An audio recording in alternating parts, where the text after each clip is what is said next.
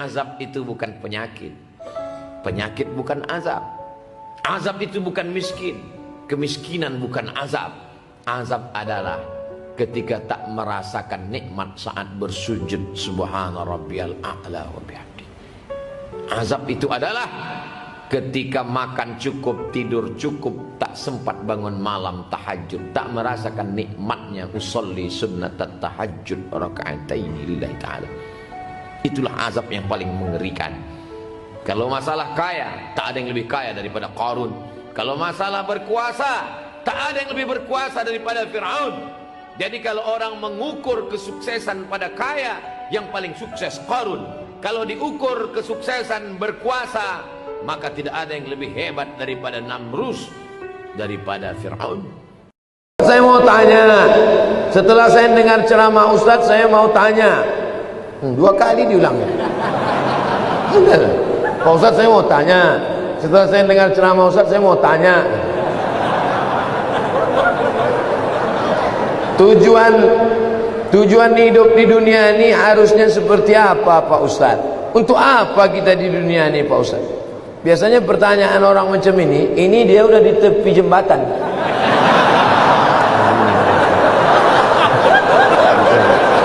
Untuk apa hidup ini? Udah streaming. Untuk apa hidup ini?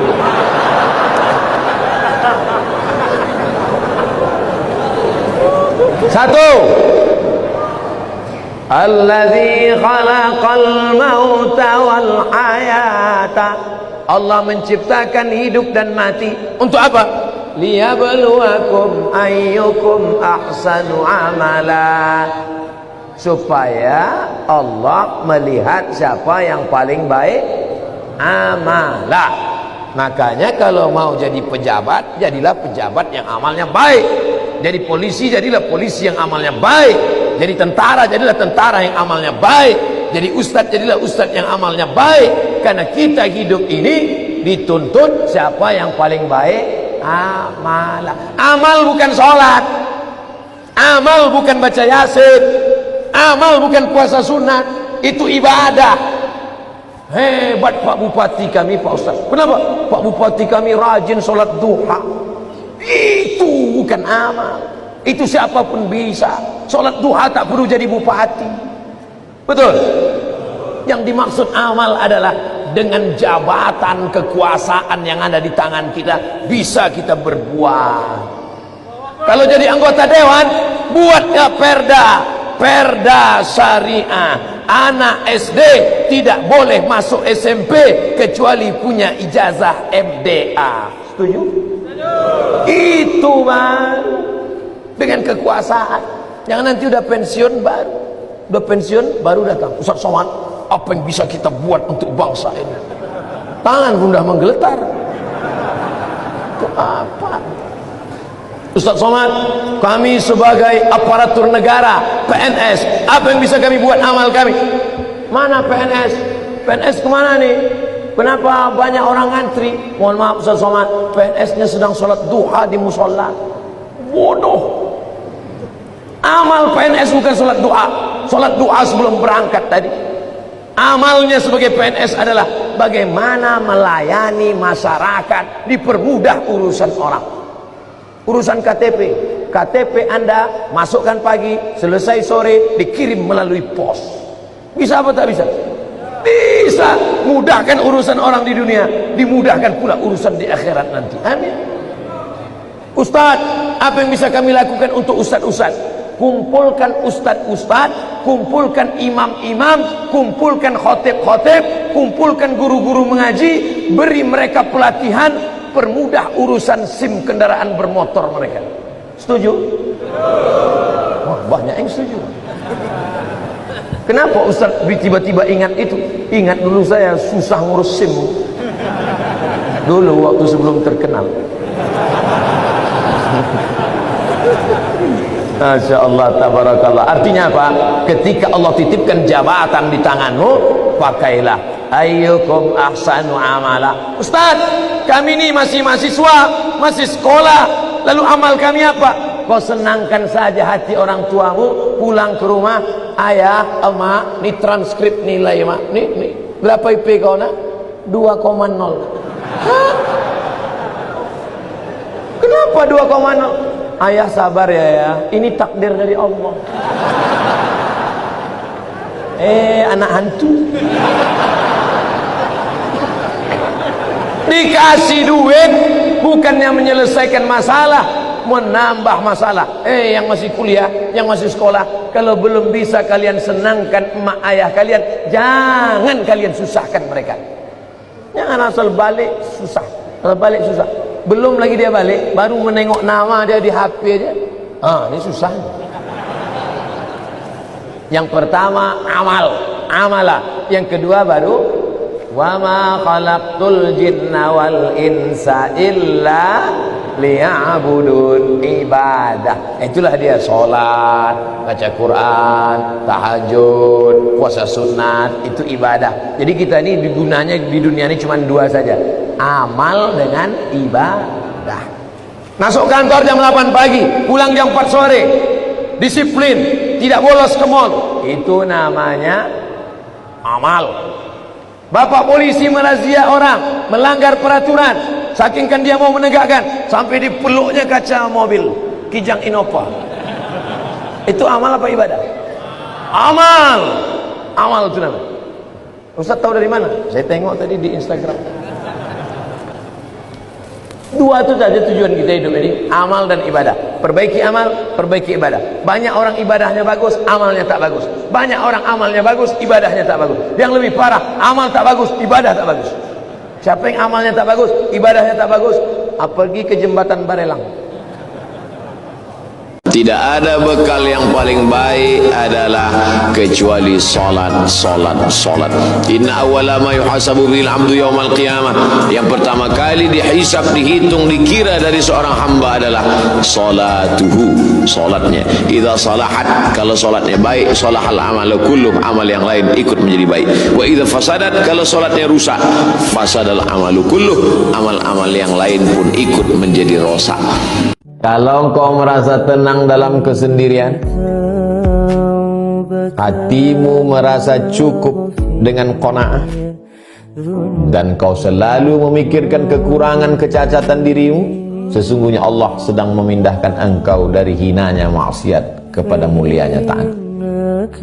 Ada pula orang mengatakan maulid ini bid'ah. Kalau maulid itu bid'ah, berarti yang datang itu masuk neraka, yang ngundang masuk neraka. Yang paling panas nerakanya yang ceramah, karena dia membawa kepada bid'ah. Na'udzubillah, kullu bid'atin dhalalah wa kullu dhalalatin finnar. Neraka jahanam tempatnya. Oleh sebab itu maka pahami ini dengan baik. Maulid adalah sarana untuk mengenalkan Nabi Muhammad sallallahu alaihi wasallam. Kita pakai kalender Januari, Februari, Maret, April, Mei. Kita tidak pakai Muharram, Rabiul Awal, Rabiul Akhir, Muharram, Safar, Rabiul Awal, Rabiul Akhir. Maka dengan adanya maulid, anak-anak kita tahu, papa, itu mereka ngapain rame-rame? Maulid, brother. Maulid anakku. Maulid guys. Supaya apa? Supaya mengenalkan kepada umat, mengenalkan kepada anak-anak kita. Bahkan di Mesir itu, kalau hari bulan Maulid, itu mereka bagi-bagi manisan, halawah manisan. Ada manisan kacang, ada manisan tepung. Kita kadang terkejut, nggak ingat bulan Maulid. Apa ini? Ada apa? Salli ala Nabi, Allahumma salli ala Sayyidina Muhammad, Maulidur Rasul. Mengenalkan, mengingatkan Nabi Muhammad sallallahu alaihi wasallam. Bagaimana cara menghilangkan was-was dari dalam diri, riya atau ujub? Misalnya lagi ngaji atau sholat terus dilihat atau didengar orang, terus jadi ngerasa dalam hati riya. Pas baca Quran bulan Ramadan tadarus, a'udzubillahi minasyaitonir rajim. Bismillahirrahmanirrahim. Amma yatasaalun 'anil naba'il 'azim alladzi hum fihi mukhtalifun. Tiba-tiba ada orang mendengar di samping, lalu kita pun langsung makin dibaguskan suaranya. Itu dia.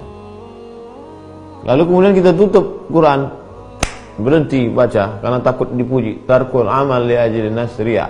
Tidak jadi beramal karena ingin dipuji orang, riya. Wal amal li ajlihim syirik. Terus baca, makin diperbagus bacaan supaya dipuji orang, syirik. Maju kena, mundur kena. Lalu solusi yang paling baik bagaimana? Baca normal seperti biasa. Jangan merasa sedang membaca itu di samping dia, tapi sedang membaca itu di hadapan Allah Subhanahu wa taala. Teruskan, luruskan hati. Jaga. Telah wajib. Ustaz telah memberikan 5 dalilnya. Namun ada juga pendapat yang mengatakan ianya sunat muakkad. Adakah ini boleh dianggap sebagai sebuah khilafiyah? Menurut mazhab Syafi'i sunnat. Menurut mazhab Maliki salat berjamaah di masjid sunnat muakkad. Menurut mazhab Syafi'i fardu kifayah. Menurut mazhab Hambali fardu ain. Itulah mengapa banyak masjid di tempat kita orang tidak datang ke masjid kerana dia berpahaman fardu kifayah. Asal sudah ada imam dengan makmum, sudah fardu kifayah. Macam memandikan jenazah, fardu kifayah. Awak tak ikut mandi jenazah, dah cukup dah fardu kifayah. Allahu Akbar, Allahu Akbar. Awak tak ke masjid, fardu kifayah. Salahkah Imam Syafi'i? Tidak. Kerana masa itu masjid kecil orang banyak, maka cukuplah yang ada di dalam masjid itu saja. Sekarang terbalik, masjid besar orang tak ada. Andai Imam Syafi'i hidup sekarang, tentu ijtihad dia berubah. Kerana Imam Syafi'i ada qaul qadim, ada qaul jadid. Semasa dia di Kufah, Irak, qaul qadim. Pindah ke Mesir tahun 200, meninggal 204, 4 tahun. Datang pendapat qaul jadid, melihat keadaan. Ini ijtihad imam, melihat keadaan sekarang. Umat meninggalkan masjid, perlu kita ambil pendapat yang mengatakan fardu ain. Karena kalau tidak, umat ini akan tinggal. Dalilnya mana? Dalil yang pertama, Nabi selepas salat memandang kepada jamaah, bertanya, asyahidun fulan, asyahidun fulan, asyahidun fulan. Mana si fulan, mana si fulan, mana si fulan. Andai fardu kifayah, tentu Nabi tak bertanya. Cukuplah kita sahaja, yang lain tak sembahyang pun tak apa ke masjid, fardu kifayah. 2, Nabi mengancam, layan tahyanna. Mereka yang tidak sembahyang ke masjid, layan tahyanna, berhenti, jangan lagi buat sembahyang di rumah. Kalau mereka tetap buat sembahyang di rumah, la uharriqanna alaihim buyutahum, aku akan bakar rumah mereka. Ini wa'id. Menurut ilmu usul fiqh, wa'id litahdid, ancaman, litahrim, perbuatan itu haram, maka haram lawan daripada haram adalah wajib. Yang ketiga, ketika sedang perang, wa idza kunta fihim, ketika kau berada bersama mereka sedang perang, fa aqamta lahumus shalah, engkau melaksanakan salat. Dalam perang pun tetap salat berjamaah, namanya salat khauf. Imam di hadapan, makmum 2 baris. Baris pertama salat, baris kedua memegang tombak anak panah menjaga serangan musuh. Selepas salat baris pertama mundur ke belakang, baris kedua maju ke hadapan. Sedangkan perang pun tetap salat berjamaah, apalagi tidak perang. Dalil yang keempat, Nabi SAW didatangi oleh Abdullah bin Ummi Maktum. Ya Rasulullah, izinkan aku salat di rumah kerana ana dharir, buta, laisa li qaidun yaquduni, tak ada orang yang dapat membimbing membawa aku ke masjid. Nabi bertanya, atasma'un nida, apakah telingamu mendengar suara azan? Itu menunjukkan orang yang buta tak dapat melihat jalan. Bila dia mendengar, dia tahu di mana letak masjid kerana telinganya tajam. Oh, di sana letak masjid. Apakah kau dengar suara azan? Ya, datanglah ke tempat itu kalau kau mampu. Maka kalau orang buta saja, Abdullah bin Ummi Maktum tua, buta, tak ada yang membimbing, tetap disuruh Nabi. Apalagi yang sehat wal afiat. Cukup satu dalil bagi orang yang mau menerima kebenaran. Sekali pun tak pernah saya ditelepon. 4 tahun di Mesir tak pernah ditelepon. Sekali haaf. Maroko 2 tahun sekali pun tidak. Balik saya tanya, kenapa mak tak pernah menelpon? Kalau ku telpon aku rindu, kau balik. Kalau ku telpon, nak sayang omak, tak pernah telinga saya ini mendengar dia sayang omak, enggak. Pergi ku sana, baca. Baca. Kalau ku telpon kau sayang, kau menangis, kau balik, kau jadi hantu.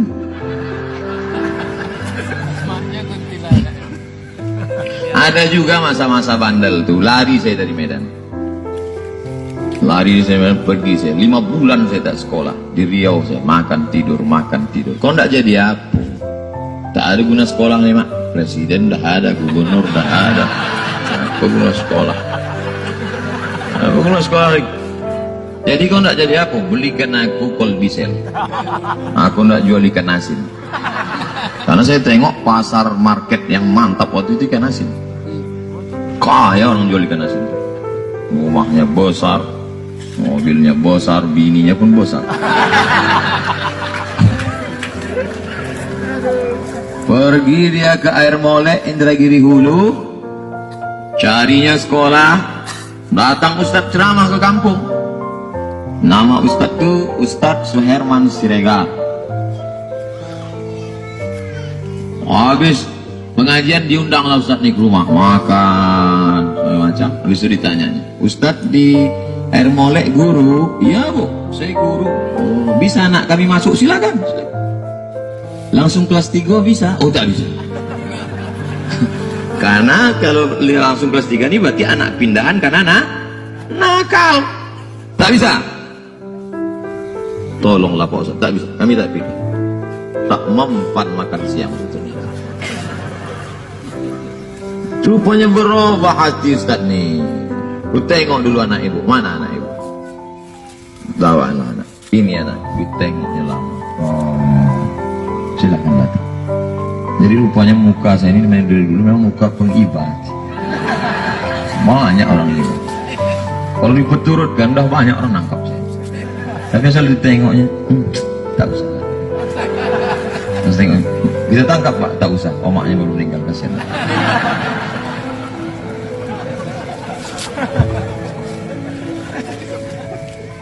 Oleh sebab itu maka jangan anak dibiarkan tak sekolah lah, tidur lah, tak bisa.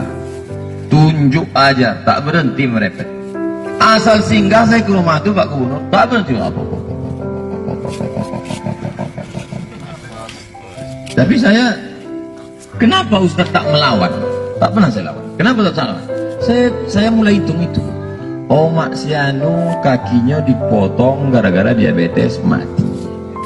Omak sianu makan kambing, domam mati.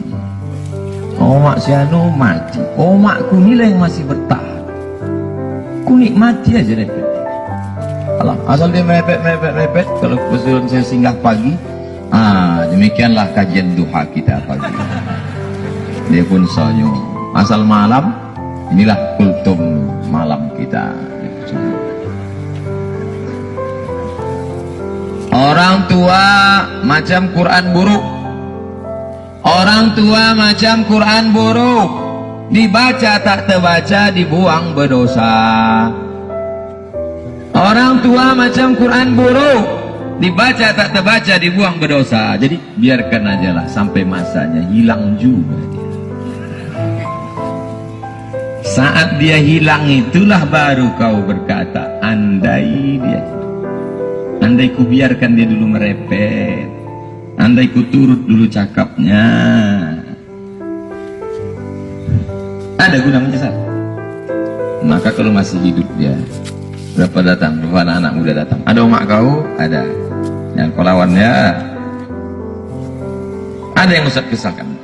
Apa yang dia minta, ku kasih. Kenapa dikasih ini supaya aku tak menyesal. Kalau tapi namanya manusia tentu kalau diurut balik, apalah yang kesal, satu kesal. Sebelum pergi itu tak saya peluk dia. Mestinya dipeluk, dicium dia. Makanya kalau masih hidup emak kalian peluk. Sebelum pergi itu peluk dia kuku.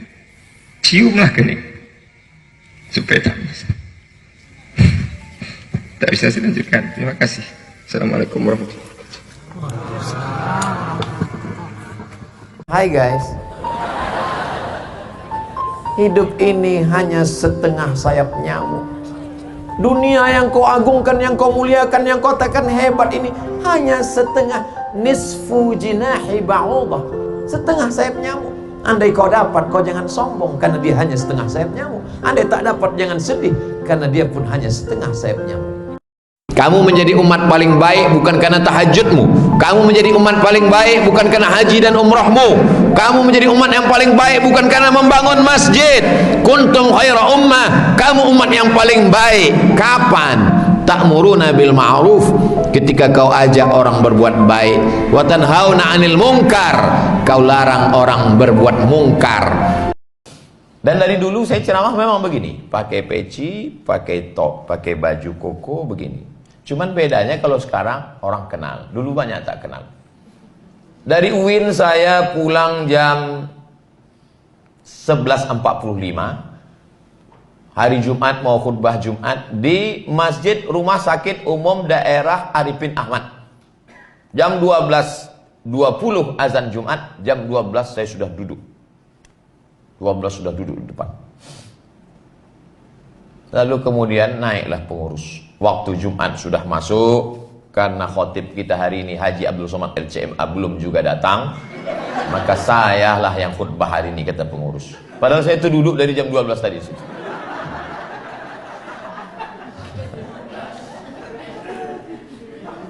Selesai sholat Jumat, saya pun pulang. Sampai di depan Simpang 4 Mall SKA, dia pun menelpon. Assalamualaikum Ustaz Somad. Waalaikumsalam. Kenapa Ustaz tak datang ke masjid kami hari ini? Saya jam 12 tadi udah duduk depan mimbar tuh, kata saya. Kenapa Ustaz tak ngaku? Saya ajarkan kalian ya pengurus, begini cara memanggil khotib. Khotib kita hari ini adalah Ustadz Haji Abdul Somad LCMA. Dipersilakan untuk maju ke depan. Panggilan kedua, kalau 3 kali tak datang, baru kau naik. Jangan kau langsung naik. Aku ada di situ. Tak mungkin aku berdiri. Aku kok. Jadi kadang pengurus masjid ini mesti kita tahu. Iya kalau ustaz itu viral. Kalau tidak, undangan ceramah di Aliantan. Dari Pekanbaru ke Rokanhulu, masjid sebelah kanan, turun ke bawah, ada namanya daerah Aliantan. Hujan, bawa kendaraan sendiri. Sampai di situ, datanglah panitia menjemput, membawa payung, diketuknya kaca itu. Saya buka, ditanyanya, ustadznya mana, katanya. Kan tak mungkin, saya bilang, ambo kok ustadz kan. Saya bilang, iya sebentar lagi turun. Saya matikan, saya masuk. Bagaimana cara menegur khotib yang lupa rukun khutbah? Kasih tahu, Pak Khotib lupa rukun khutbah 5. Semua laki-laki di sini wajib bisa khutbah. Karena mana tahu nanti pergi ke pulau, kebetulan ditugaskan Pak Wali pergi ke pulau. Sampai di pulau ada sholat Jumat. Apa kata pengurus masjid? Hari ini Jumat tidak jadi karena nggak ada khotib. Karena khotib mencret. Karena khotib demam. Maka PNS yang datang tadi berdiri, saya bisa jadi khotib. 5 rukun khutbah. Naik ke atas mimbar, alhamdulillah wassalatu wassalamu ala rasulillah, ya ayyuhalladzina amanu taqullah, usikum wa nafsi bitaqwallah, Allahumma fir lil muslimina wal muslimat. Duduk.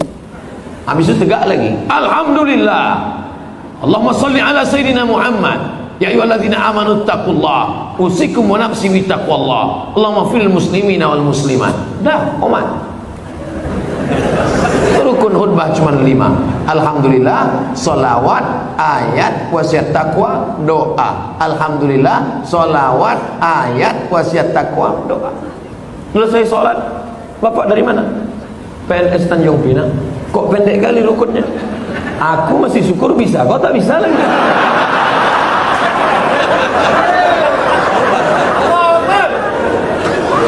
Nah, insya Allah selesai ceramah ini semua PNS ASN Tanjung Pinang bisa jadi khotib, betul?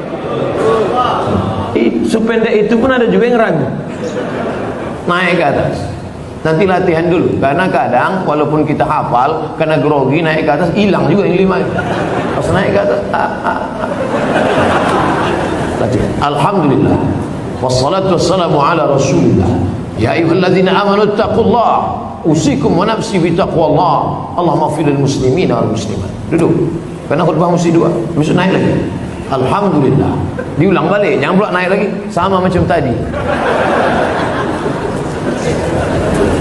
Siapa penguasa yang paling hebat di atas muka bumi? Namrus. 400 tahun berkuasa, bukan 4 periode. 400 tahun berkuasa, sampai akhirnya dia berkata, apa kata Namrus? Ailahun ghairi, apakah ada Tuhan selain aku? Orang kalau terlalu lama berkuasa, lama-lama ngaku Tuhan. Ailahun ghairi, apakah ada Tuhan selain aku? Akhirnya Namrus mati. Penguasa mati, rakyat jelata lebih cepat, karena dia nggak punya uang untuk membayar dokter spesialis. Tidak ada nyawa di tangan dokter, nyawa kuasa Allah Subhanahu wa taala. Kalau Allah mau, orang yang berkuasa, orang yang punya harta mati. Ada perempuan yang ketika tidur tapi dosanya mengalir pada dia. Dia sedang makan tapi dosanya mengalir pada dia. Apa salah dia? Karena dia sudah memperlihatkan dirinya dilihat orang lain. Gambar apa yang dimaksud? Gambar memancing aurat, hawa nafsu, mempertunjukkan yang tak layak. Memang betul, itu ceramah saya. Dari mana Ustaz ambil? Dari hadis. Man sanna fil islami sunnatan hasanatan, siapa yang membuat tradisi yang baik, falahu ajruha, dia dapat pahalanya, wa ajru man amila biha, orang lain yang melakukannya. Bapak yang membuat tradisi silaturahim seperti ini dilanjutkan oleh anak cucu, kita sudah tidak ada, maka mengalir karena tradisi yang baik. Begitu juga sebaliknya, man sanna fil islami sunnatan sayyi'atan, siapa yang membuat sesuatu yang tidak baik, falahu wizruha, dia dapat dosanya, wa wizru man amila biha min ba'dih, setelah dia mati, jangankan ketika hidup, sudah mati pun tetap mengalir.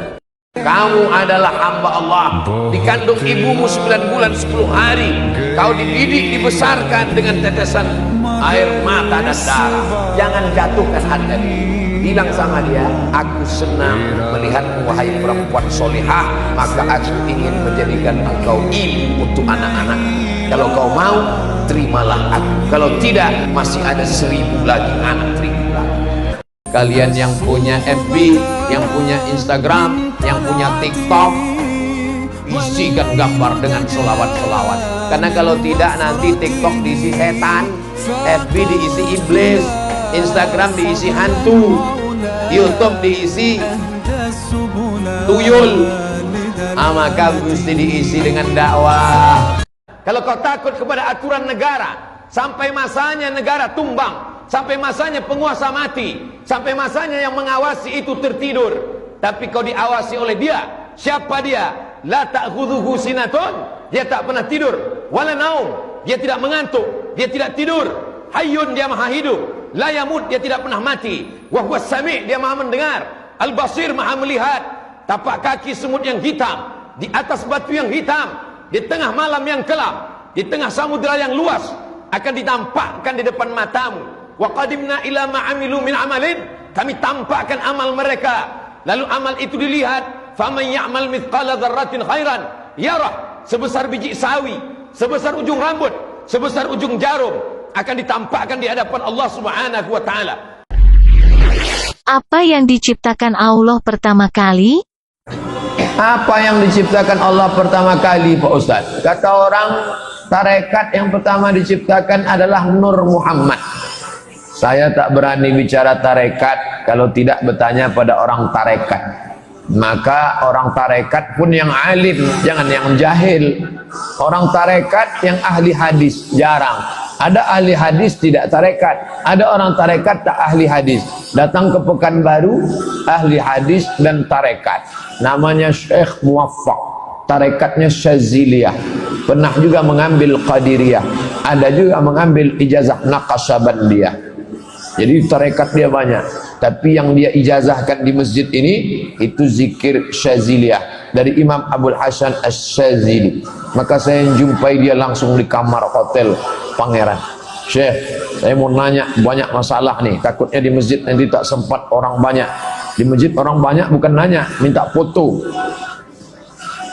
Banyak pertanyaan, di antara yang saya tanya tentang hadis Nur Muhammad. Kata dia, ya ibni, wahai anakku, hadis tentang Nur Muhammad ini tidak sahih. Nanti yang berkata Syekh Tarekat Syaziliyah, mursyid dia bukan khalifah, dia sudah sampai pada tingkat mursyid. Ketika mursyid Tarekat Syaziliyah di Suriah meninggal, beliau yang diangkat sebagai pengganti. Tapi dia tak bisa hidup di Suriah karena dia berlawanan dengan Bashar al-Assad, maka dia pindah ke Turki sudah 5 tahun. Syekh Muwaffaq, mursyid Tarekat Syaziliyah, tentang hadis Nur Muhammad. Kata Syekh Yusuf Qardawi dalam Fatwa Muhasirah, maka yang pertama kali diciptakan Allah hadis sahih adalah qalam. Al-qalam, qalam artinya pena. Nun wal qalami wa ma yasturun. Al-qalam, yang pertama kali diciptakan qalam. Kata Allah, hai qalam, uktub, tulislah.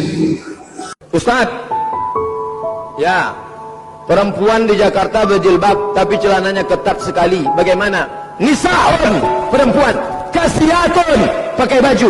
Ariyatun, tapi telanjang. Perempuan pakai baju tapi telanjang. Ini belum pernah kalian lihat wahai sahabatku, tapi nanti di akhir zaman kalian akan melihatnya. Tiba-tiba ada anak gadis pakai celana sempit sampai paha menjerit. Makanya kalau ada mahasiswa yang ngadu ke saya, Ustadz, saya dapat beasiswa dari Al-Azhar, terus emak saya nggak ngizinkan. Mati aja lah mak kau.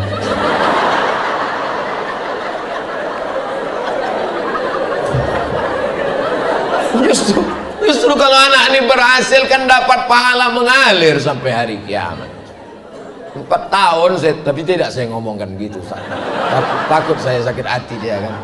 Dalam hati aja tak bisa saya lagi ngomong, udah mak kartu mati udah. Saya maunya ibu-ibu itu jumpa sama saya ceritakan bagaimana mak saya. Sampai terpikir saya waktu di Mesir itu 4 tahun nggak pulang. Jangan-jangan aku ini anak angkat ini. Pulang saya setelah 4 tahun, 98 berangkat 2002 pulang. Mak rindu gak sama aku waktu aku di Mesir? Aku rindu betul sama kau. Jadi gimana cara mak kalau rindu? Ku cari anak-anak yang hitam macam kau. Ada anak tetangga hitam. Itu ku belikan baju hari raya, ku undang makan. Karena ku tengok dia hilang rinduku sama kau. Begitu rupanya cara dia mengobati hatinya. Setelah saya pulang, saya jadi ustadz, saya bawa dia ceramah ke Medan. Saya bawa ke hotel. Mat, ya mak, kawanku mau datang, mau jumpa. Bawa dia ke sini. Jumpa di mana? Terserah, mau di kamar, mau di lobi. Di bawah aja lah. Iya, ayo ku kawani. Saya biarkan ngobrol, saya nguping dengar apa cerita orang. Ibu ini nanya, waktu anak kau di Mesir, kuliah lama-lama di Maroko, apa yang kau doakan? Kenapa hati kau kuat berpisah? Kenapa dia sehat? Aku tiap malam mendoakan dia, kubacakan 100 kali Al-Fatihah. Untuk anakku Abdul Somad, sehatkan dia ya Allah. Al-Fatihah. Bertawassul dengan surat Al-Fatihah, masyru', sunnah. Bertawassul dengan amal soleh. Bagaimana hadis dalam Sahih Al-Bukhari, satu bertawassul berdoa dengan sedekahnya, satu bertawassul dengan bakti kepada orang tuanya, satu bertawassul dengan tidak jadi berzina. Maka bertawassul dengan membaca Al-Quran dan Ummul Quran Al-Fatihah masyru', bukan bid'ah, sunnah. Hari ini di dunia, kejahatanmu bisa kau hilangkan dengan uang yang kau miliki. Kejahatanmu bisa kau lenyapkan dengan kekuasaan yang ada di ujung jarimu. Tapi sampai masanya Allah berkata, Anal Jabbar, akulah penguasa. Mainal Jabbarun, mana penguasa-penguasa yang lain? Semuanya mati. Kullu nafsin dha'iqatul maut. Semua yang bernyawa, semua yang bernafas mati menghadap Allah Subhanahu wa ta'ala. Al jaza ala qadril amal. Balasan itu sesuai dengan kadar amal. Kenapa waktu Nabi menoleh ke belakang dilihatnya perempuan? Dan Nabi heran, kamu siapa perempuan? Saya perempuan yang menjaga anak yatim. Perempuan itu kan sifatnya lemah, tapi dia mampu kuat menjaga anaknya. Suaminya meninggal. Secara fisik badannya lemah. Secara ekonomi pemasukannya tak ada. Secara emosional dia sangat bisa dirayu oleh laki-laki, tapi tiga-tiga bisa dia tahan. Secara fisik lemah, dia jadi kuat. Secara ekonomi, dia penuhi kebutuhan anaknya.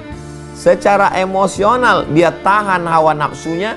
Dia tahan nafsunya, dia tahan. Akhirnya dia bisa membesarkan anaknya tanpa harus berbuat dosa dan maksiat. Itu tak bisa dilakukan laki-laki.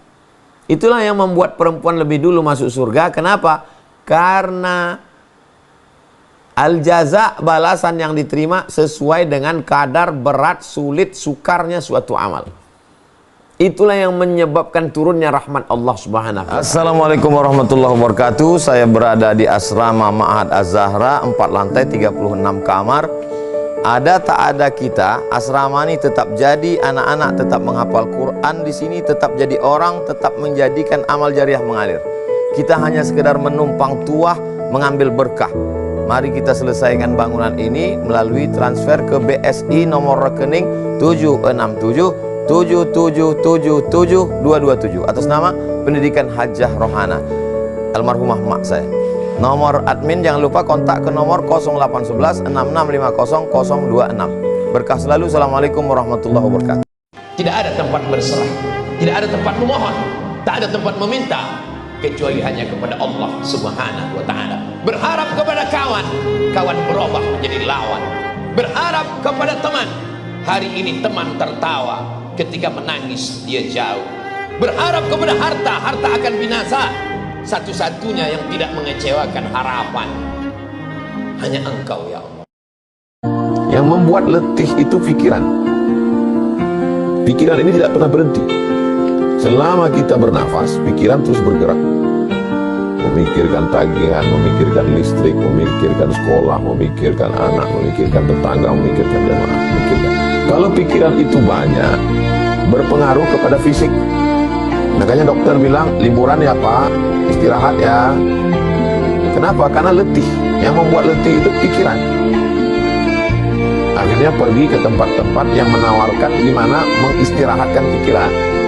Pejamkan mata, cium aromaterapi, dengarkan gemerici air terjun, dengarkan suara kicauan burung, lupakan masalah di kantor. Paling afdal berdoa adalah ketika sedang bersujud. Maka perbanyaklah doa ketika sujud. Tapi jangan bahasa Indonesia. Kalau bisa bahasa Arab, kalau nggak bisa dalam hati saja sujud. Allahu Akbar, subhanallahil a'la wa bihamdi, subhanallahil a'la wa bihamdi, subhanallahil a'la wa bihamdi. Habis meminta kepada Allah apa yang perlu diminta. Kalau teman tak lagi bisa menjadi kawan, kalau dunia tak lagi menjadi ramah, kalau tak lagi ada orang bisa mendengar, maka berbisiklah ke bumi. Insya Allah pintu-pintu langit akan terbuka mendengar doa-doa.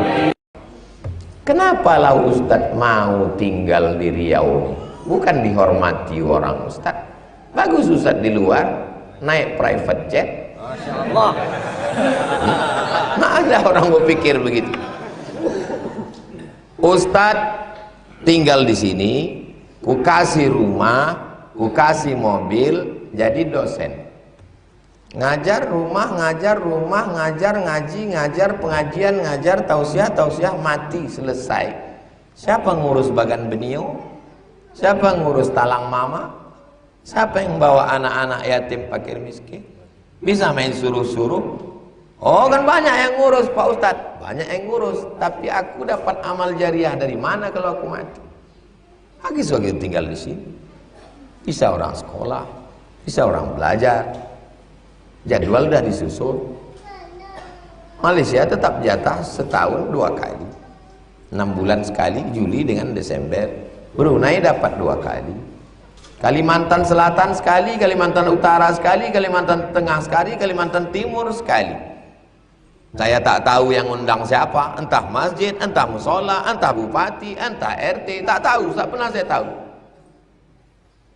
Diundang Ustadz terkenal ke Riau 2 tahun, Kata orang Duri, 2 tahun kami nunggu tak ada jadwal Pak Ustaz. Pas gubernur ngundang langsung dapat. Saya nyusun jadwal tak begitu. Medan kau kukasih 4 hari. Jumat, Sabtu, Ahad, Senin. Kalian bagilah. Aku tak tahu entah di mana-mana. Kalian aturlah. Palembang, kalian kukasih 4 hari. Jambi, kukasih kalian 4 hari. Kepulauan Riau, kukasih kalian 4 hari. Kemana-mana aja Ustaz, terserah. Di luar itu aku tak bisa datang. Assalamualaikum. Waalaikumsalam. Kami dari protokoler gubernur. Jangankan gubernur, sultan pun aku tak datang. Pikirnya udah hebat kali gubernur tuh. Gubernur cuma 5 tahun. Itu pun kalau tak ditangkap KPK. Tak usah kau bawa-bawa atasan kau. Aku udah kasih jatah 4 hari. Ahad, Jumat, Sabtu, Ahad, Senin. Aku datang Jumat, pulang Senin. Tak lebih dari itu. Tambah sedikit Pak Ustaz, tak boleh. Nanti kau tahu lama disangka orang aku udah buka cabang. Di luar dari itu tidak ada tambahan. Aceh 4 hari, Sumatera Utara 4 hari, Riau 5 titik, sebulan 5 titik Riau. Khutbah Jumat, sore Jumat, malam Sabtu, Sabtu pagi, Sabtu siang. Itu untuk Riau. Yang dapat 4 kali sebulan hanya jalan Kamboja. Lain daripada itu cuman 4 hari setahun. Sulawesi Selatan, Kalimantan Tengah, Kalimantan Barat, Kalimantan Timur, Sabah, Sarawak. Jelas? Saya jelaskan supaya orang, gimana Ustaz cara menyusun jadwal? Begitu saya nyusun jadwal, kasihkan ke koordinator daerah. Assalamualaikum. Waalaikumsalam. Ini ada konglomerat ini Pak Ustaz. Ini begini. Hubungi daerah. Ini ada mau ngasih tanah Pak Ustaz. Di mana? Di Tarutung. Hubungi tim Sumatera Utara. Kasih ke dia yang ngelola. Ini Pak Ustaz, ada anak menteri ngasih tanah 6 hektar. Di mana? Di Palembang. Hubungi tim Palembang. Ya tapi dia mau penyerahannya Ustaz. Oke, aku yang nyerahkan. Aku terima wakaf ini dikelola oleh orang. Di Palembang, orang Palembang ngasih saya 6 hektar. Diurus orang Palembang. Pontianak ngasih saya 70 hektar. Saya mau ngasih ini 70. Tapi Ustadz Somad datang ke rumah saya. Datang. Dikelola Ustadz Lukmanul Hakim. Jadi mau panjang, dibeli pun tak dikasihnya. Jangan kan mau mengasih, dibeli pun tak dikasih. Tapi aku tetap juga tinggal di sini. Paham? Perlu kujelaskan. Ini semua nih yang jamaah subuh ini jamaah ring 1 ini. Ring 1 yang bisa menjelaskan tentang aku. Jadi kalau ditanya orang, "Cuman ya Ustaz Somad?" Dia tuh begini jadwal. Udah dijelaskannya kemarin begini cara dia nyusun jadwal. Sekali pun tak pernah saya ditelepon. 4 tahun di Mesir tak pernah ditelepon. Sekali haam. Maroko 2 tahun sekali pun tidak. Balik saya tanya, "Kenapa mak tak pernah menelpon?" "Kalau ku telepon aku rindu, kau balik." Kalau ku telepon, "Nak, sayang omak." Tak pernah telinga saya ini mendengar dia, "Sayang omak." Enggak. Pergi ke sana. Baca. Baca. Kalau ku telepon kau sayang, kau menangis, kau balik, kau jadi hantu.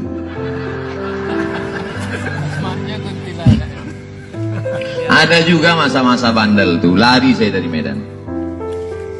Lari saya pergi saya 5 bulan saya tak sekolah di Riau, saya makan tidur. Kau ndak jadi apa? Tak ada guna sekolah nih mak. Presiden dah ada, gubernur dah ada. Apa guna sekolah? Apa guna sekolah lagi? Jadi kau ndak jadi apa? Belikan aku kolbisel.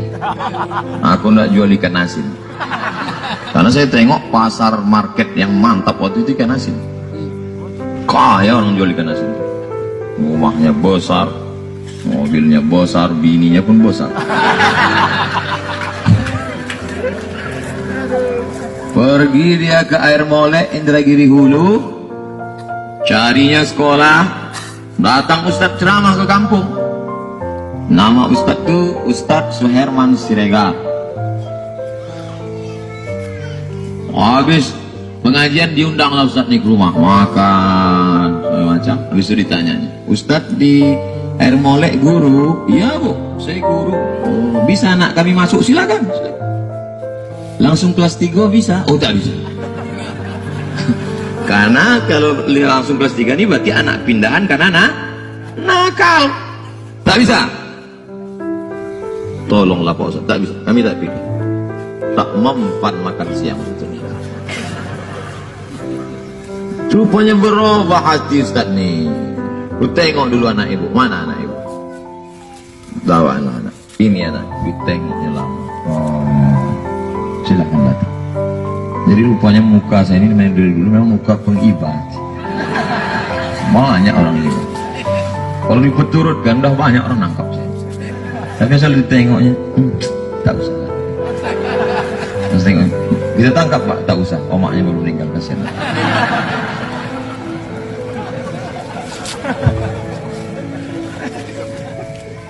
Oleh sebab itu maka jangan anak dibiarkan tak sekolah lah, tidur lah, tak bisa.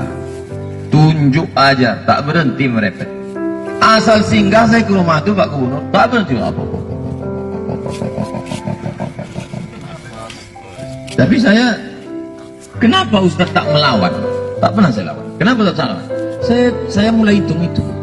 Mak si anu kakinya dipotong gara-gara diabetes mati. Mak si anu makan kambing, domam mati. Mak si anu mati. Makku nilai yang masih bertahan. Ku nikmati aja deh. Alah, asal dia merepet. Kalau kebetulan saya singgah pagi, demikianlah kajian duha kita pagi. Dia pun senyum.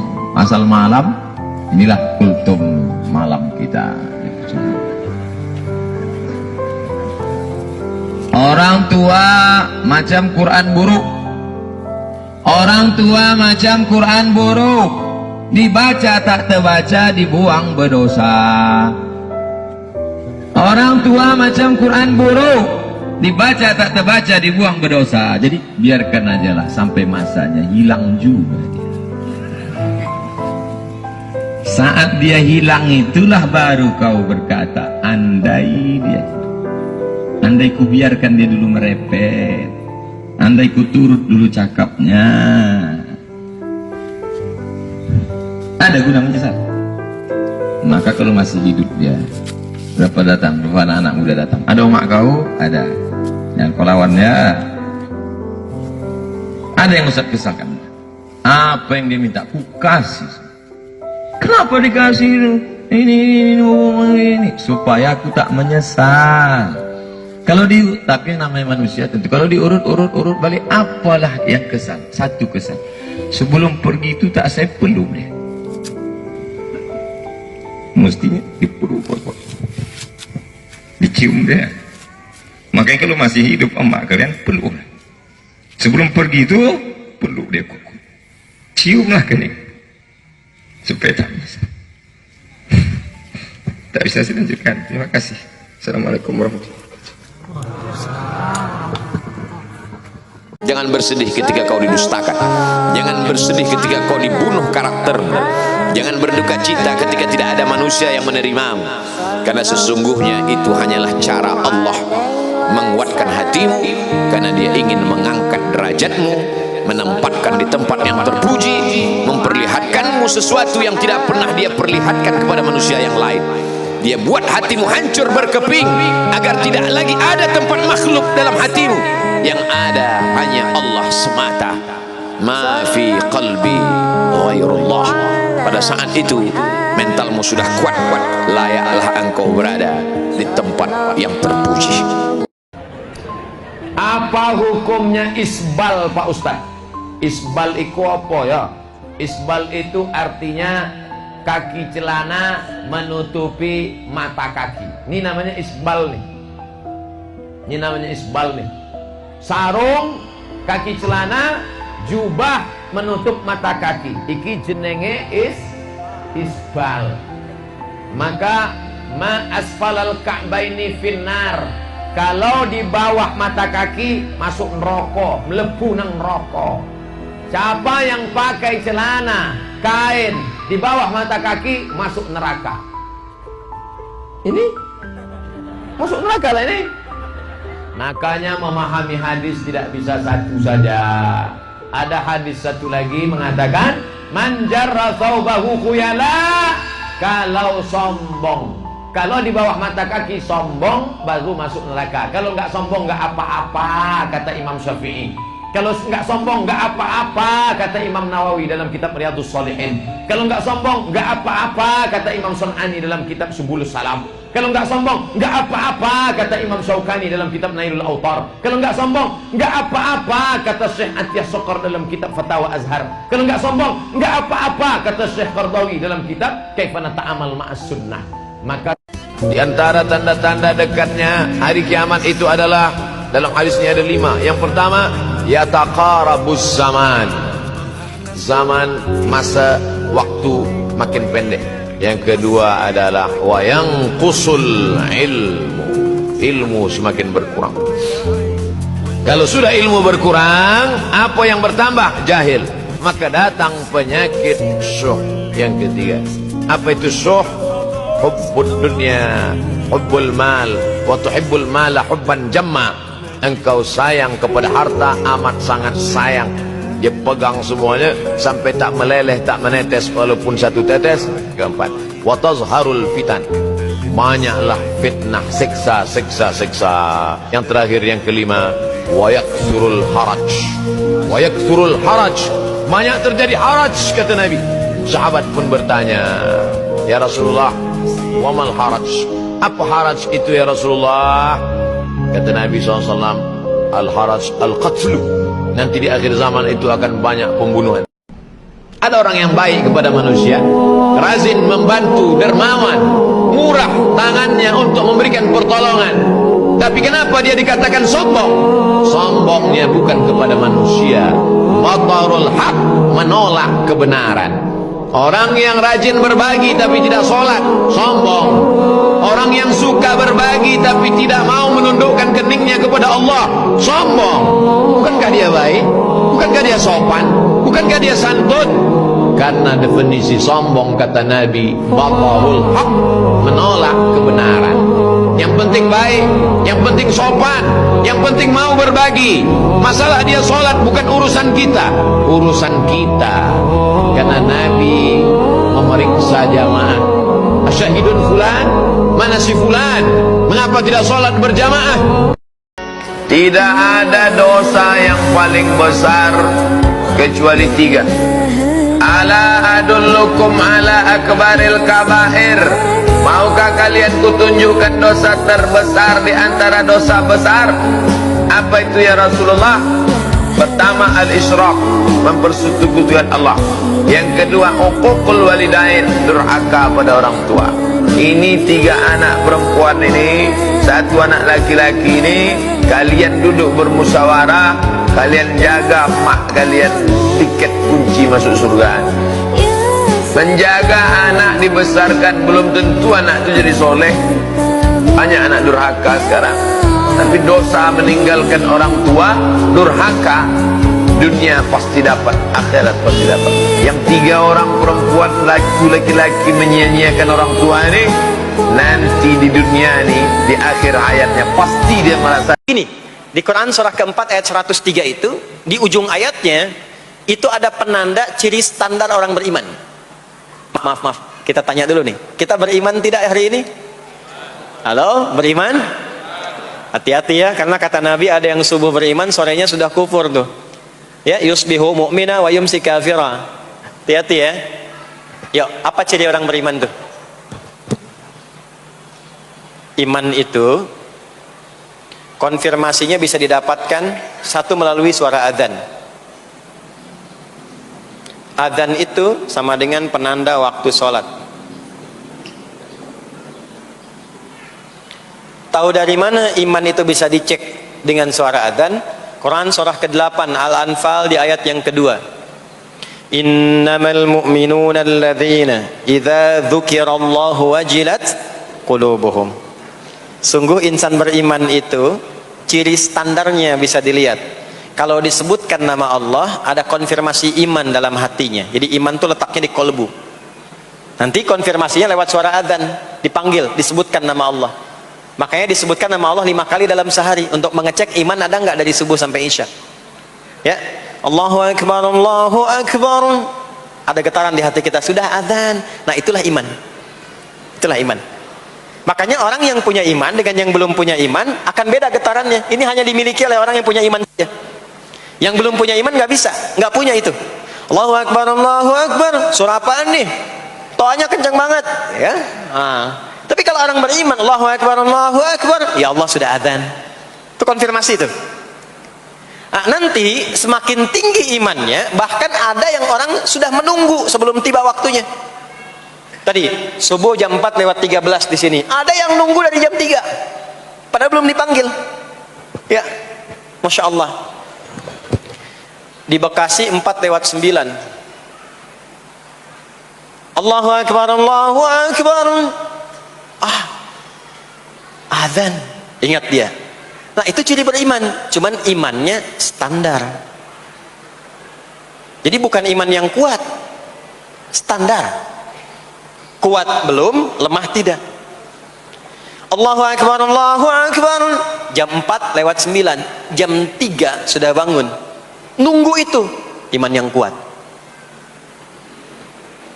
Masya Allah. Ada yang baru subuh dan nunggu isya. Ditunggu. Kuat. Ada yang sudah qomat, sudah la ilaha illallah, belum kepanggil, dipanggil 4:09, dia baru bangun jam 9:04.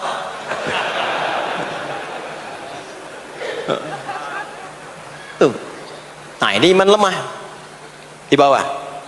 Ciri standar, karena dipanggil ingat, maka ciri standar orang beriman itu tahu waktu sholat. Harus tahu, Pak, Bu. Itu standarnya. Itu ada di Quran surah keempat, di akhir ayat 103.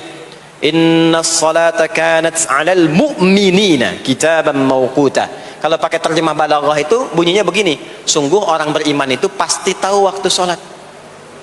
Nah, jadi kalau ditanya jam berapa zuhur nanti belum bisa kita jawab dengan sempurna, itu artinya apa? Imannya belum naik itu ke level standar, belum menguat. Ya, ini poinnya. Nah, nanti kapan waktu sholat itu tiba? Kalau ada yang belum ingat, jangan dibiarkan tidak ingat. Makanya kata Al-Quran, saling menjaga ya waktu sholat itu. Jangan sampai di keluargamu, ada temanmu, kolegamu, bahkan tetanggamu itu nggak tahu waktu sholat. Bahkan nggak sholat, itu bahaya.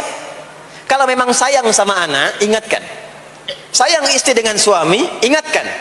Tanda istri beriman yang cinta dengan suaminya, tanda pertamanya ketika mengingatkan suaminya pada semua hal yang disukai oleh Allah. Begitu sebaliknya. Maka kata Al-Quran, hafidhu, saling menjaga. Hafidhna kullal Qur'an, jawirna talqal lisan, fahimna haqqal bayan.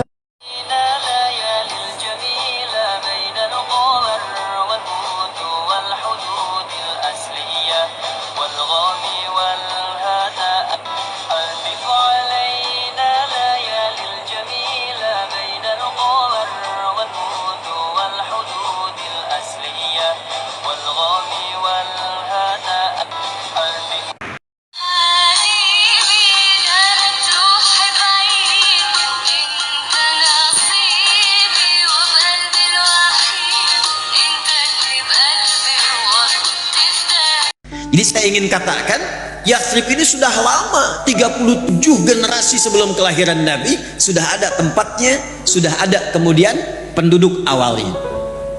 Secara singkat, sebelum kedatangan Nabi, tempatnya bukan kota, Pak. Tidak ideal, Bu.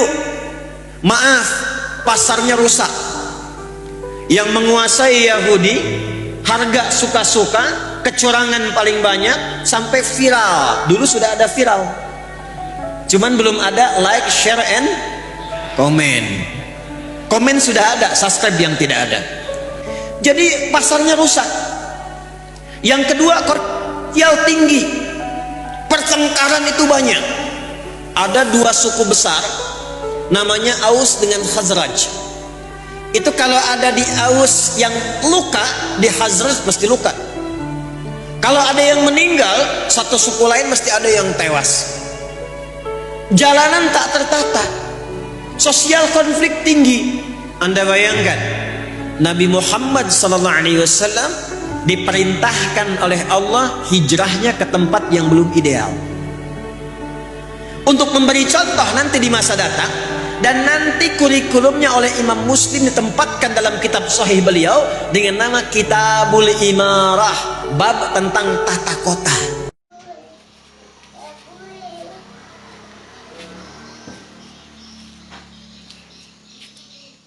Mana orangnya nih?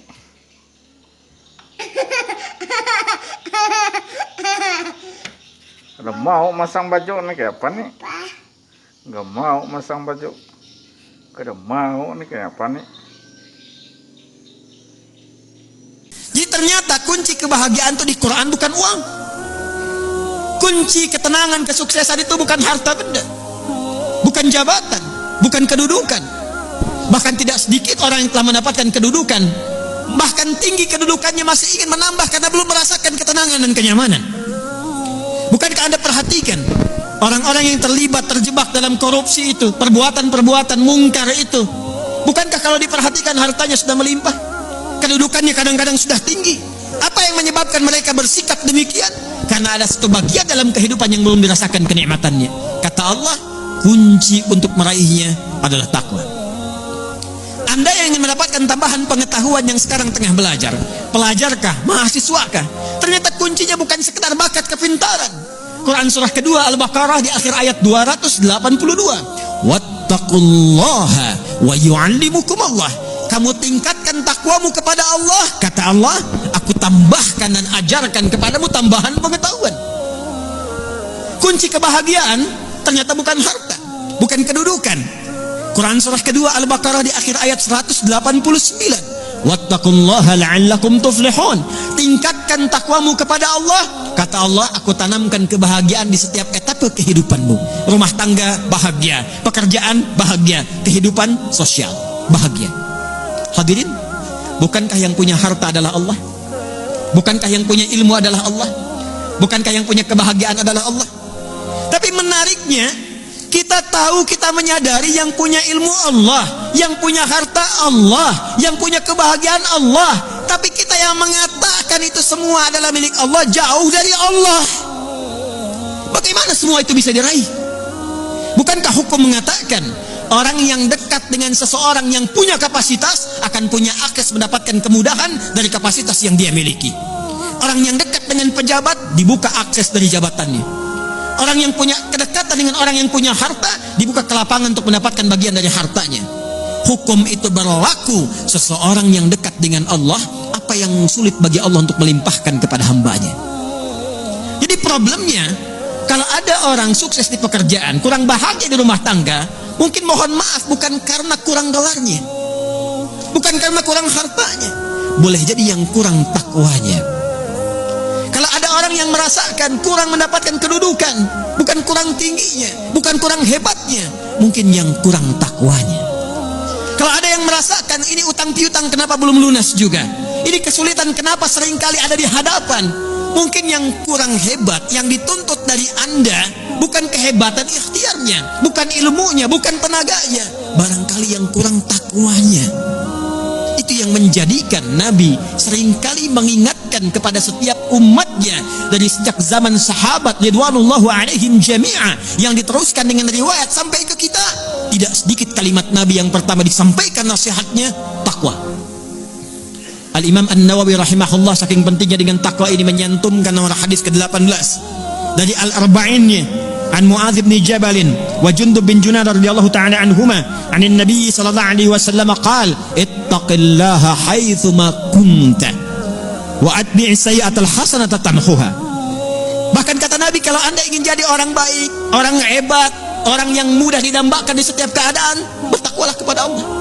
Ketika takwanya meningkat, keburukannya Allah tutupi, kebaikannya nampak. Siapa yang tidak senang dengan orang baik? Kalau Kalau dia pejabat, dia akan menjadi pejabat yang baik. Kalau dia hartawan, dia akan menggunakan hartanya pada kebaikan. Kalau dia ilmuwan, dia akan kreasikan ilmunya pada kemaslahatan. Jadi siapapun yang mampu meningkatkan takwa, kata Nabi, Allah akan rubah pribadi itu menjadi pribadi yang lebih baik dan bermaslahat dengan takwanya dalam kehidupan. Di antara tanda-tanda dekatnya hari kiamat itu adalah, dalam hadisnya ada 5. Yang pertama, yataqarabus zaman. Zaman, masa, waktu makin pendek.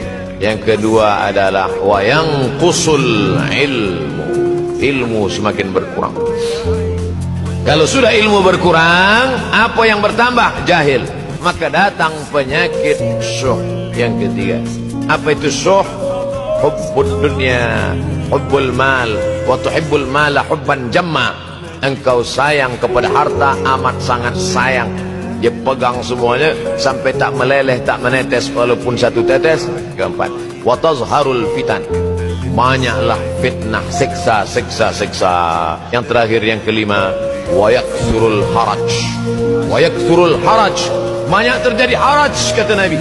Sahabat pun bertanya, ya Rasulullah, wa mal haraj? Apa haraj itu ya Rasulullah?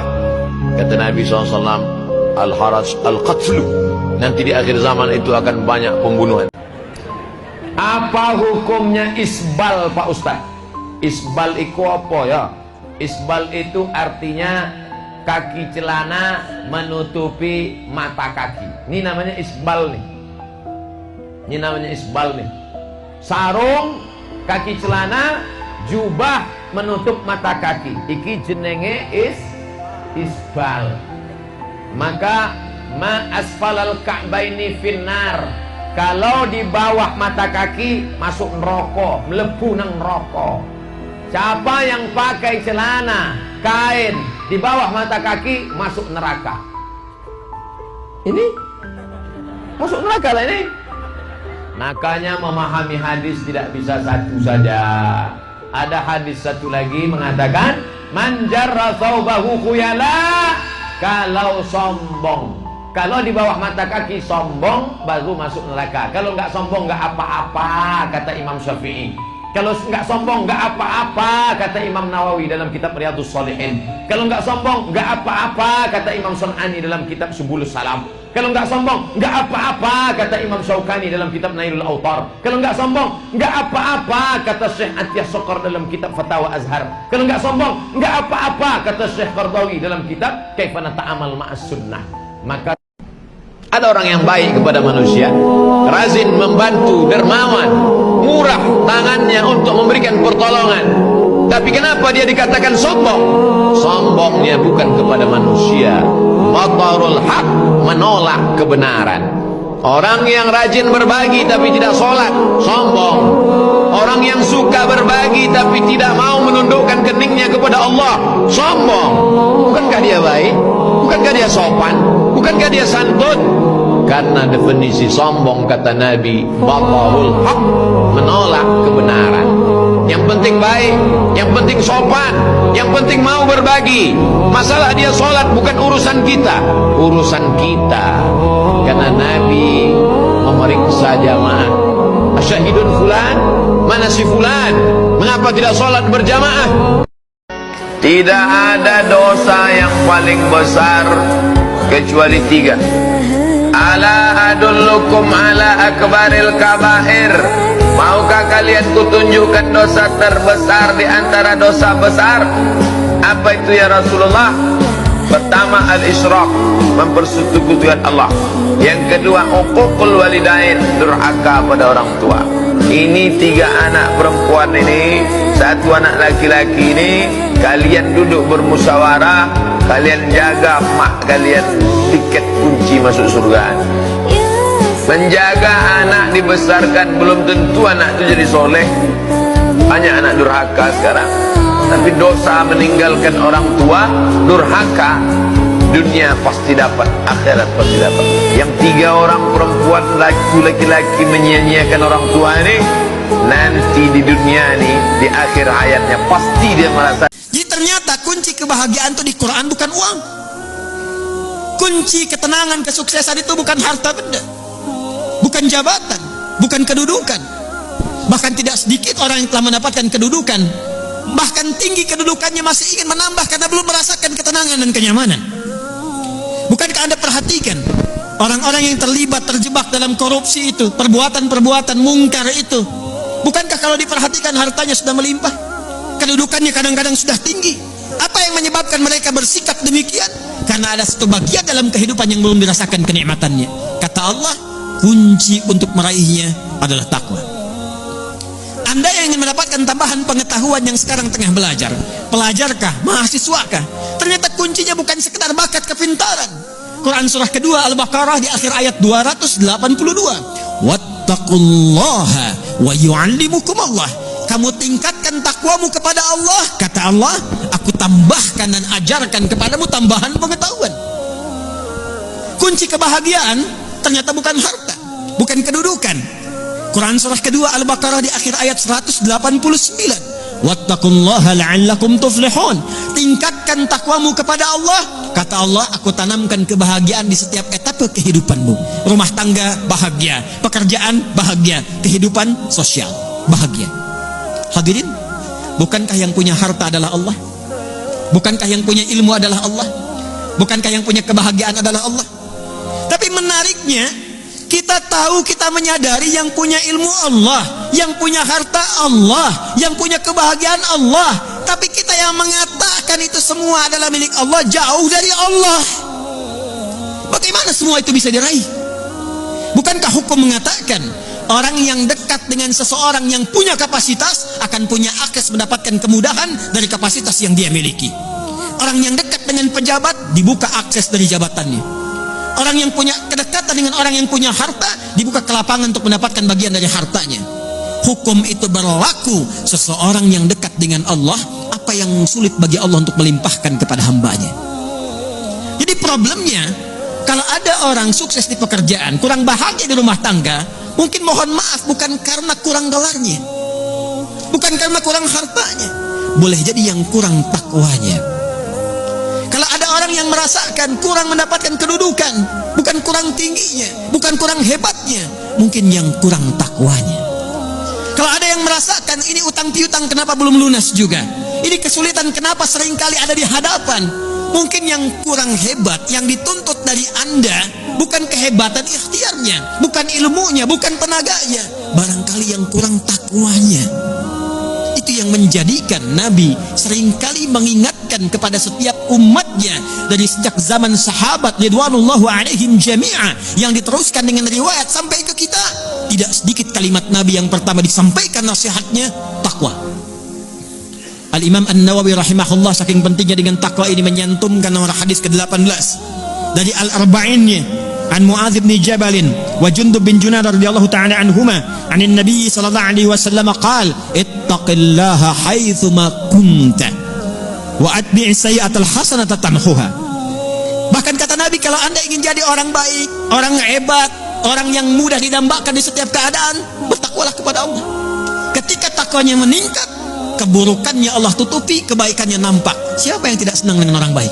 Kalau dia pejabat, dia akan menjadi pejabat yang baik. Kalau dia hartawan, dia akan menggunakan hartanya pada kebaikan.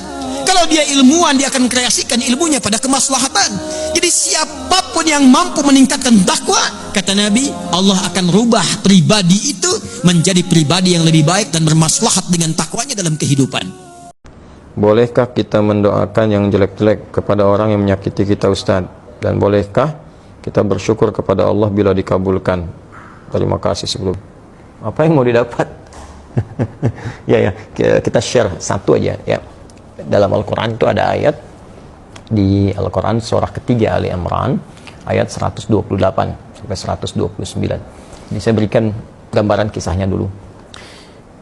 Nabi SAW di awal masa dakwah itu kedatangan satu utusan ya, dan mengatakan bahwa satu desa tuh masyarakatnya masuk Islam. Senang Nabi, lalu minta orang-orang itu untuk dikirimkan dai untuk mengajar. Dikirim oleh Nabi 70 orang, dalam riwayat disebutkan kurang lebih 70 orang penghafal Quran ya, ahli Quran, orang-orang yang menguasai agama dengan baik pada masa itu ya, dengan kadar yang mungkin didapatkan pada saat itu. Dikirimkan secara singkat ketika sampai di sebuah distrik namanya Bi'ur Ma'unah Ya, tiba-tiba ternyata orang-orang itu dianiaya, bahkan kemudian dieksekusi.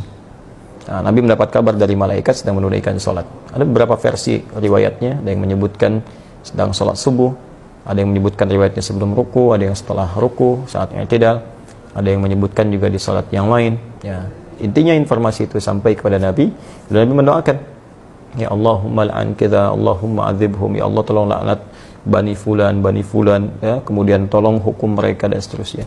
Itu berlangsung selama sebulan. Nah, doanya terasa keras ya, tolong hukum Bani Fulan, tolong hukum mereka, tolong laknat mereka. Apa yang terjadi? Kemudian Allah turunkan Al-Quran surah ketiga Ali Imran ayat 128. Ya, laisa laka minal amri syai'un aw yatuba alaihim aw yu'adzibahum fa innahum zalimun. Ya Muhammad SAW, engkau tidak punya hak ya untuk bisa memutuskan suatu perkara terkait dengan hukuman ataupun memberi petunjuk pada seseorang yang dimaksudkan langsung menanamkan hidayah kepadanya, kecuali itu atas izin Allah Subhanahu wa taala. Nah, namun yang paling indah, Allah ingin memberikan sebuah arahan seperti ini. Ya, ini sifat maksum Nabi. Jadi ini bagian dari sifat maksum Nabi yang kalau di situ ada sesuatu yang kurang tepat, Allah luruskan. Berhak Nabi meminta. Ya, berhak Nabi meminta. Ya Allah, hukum si fulan, berikan hukuman si fulan, berhak. Tapi Allah berikan satu arahan yang lain dengan hikmah tertentu. Ya, Allah ingin sampaikan bahwa kalau di awal masa dakwah sedang minta seperti ini, nanti umat itu tidak akan tersisa. Ya, seperti umat-umat yang sebelumnya. Ya, pernah berbuat zalim, kemudian nabinya meminta kepada Allah dihukum, hukum selesai. Tapi Allah ingin berikan sebuah pelajaran bahwa ke depan akan ada ujian lebih besar daripada ini. Maka diberikan sebuah tahapan bersabar, bersabar, sampai kesabaran itu kemudian memuncak, sampai kemudian pada tingkat maksimal sehingga bisa mengatasi tantangan yang lebih berat lagi. Ya, karena kalau persoalan wafat, ajal juga sudah tiba, ya, sesuai dengan ajal. Hanya nanti tentunya ada balasan-balasan dari Allah. Ada yang karena tidak tahu, mungkin bisa dengan itu kemudian diberikan petunjuk untuk bertobat. Ada yang sengaja melakukan, Allah kirimkan kemudian hukuman, nanti akan turun kemudian hukuman-hukuman berikutnya. Bukan berarti pembuat kesalahan tidak kemudian diproses. Ya, bisa diproses dengan hukum yang berlaku, tapi ada mungkin golongan-golongan tertentu yang tidak tahu dan ikut-ikut di dalamnya. Bagaimana hukum seperti itu? Maka Allah turunkan tadi ayat, setelah ayat itu turun, maka Nabi merubah doanya. Perhatikan doanya. Allahumma hdini fi man hadait, wa afini fi man afait, wa tawallani fi man tawallait, wa barik li fi ma atait. Ya. Kalau kita jamakkan, Allahumma hdina fi man hadait, wa afina fi man afait, wa tawallana fi man tawallait, wa barik lana fi ma atait, wa qina syarra ma qadait. Allahumma hdina fi man hadait, ya Allah, mohon berikan aku hidayah, berikan kami hidayah, dan tempatkan kami di tempat-tempat yang orang mendapat hidayah. Wa afina fi man afait, sehatkan kami ya Allah, dan tempatkan kami di tempat orang-orang yang sehat. Jadi, kalau Anda kerja di tempat orang sehat, Anda bertetangga dengan orang sehat, orang itu dapat hidayah, di kantor dapat hidayah, jadi baik orangnya. Wa tawallana fi man tawallait, palingkan kami dari apa yang kau tidak sukai, dan tempatkan kami di tempat-tempat orang-orang yang berpaling dari apa yang tidak engkau sukai. Barik lana fima atait, berikan keberkahan pada kami ya Allah dari setiap pemberianmu. Ya, indah.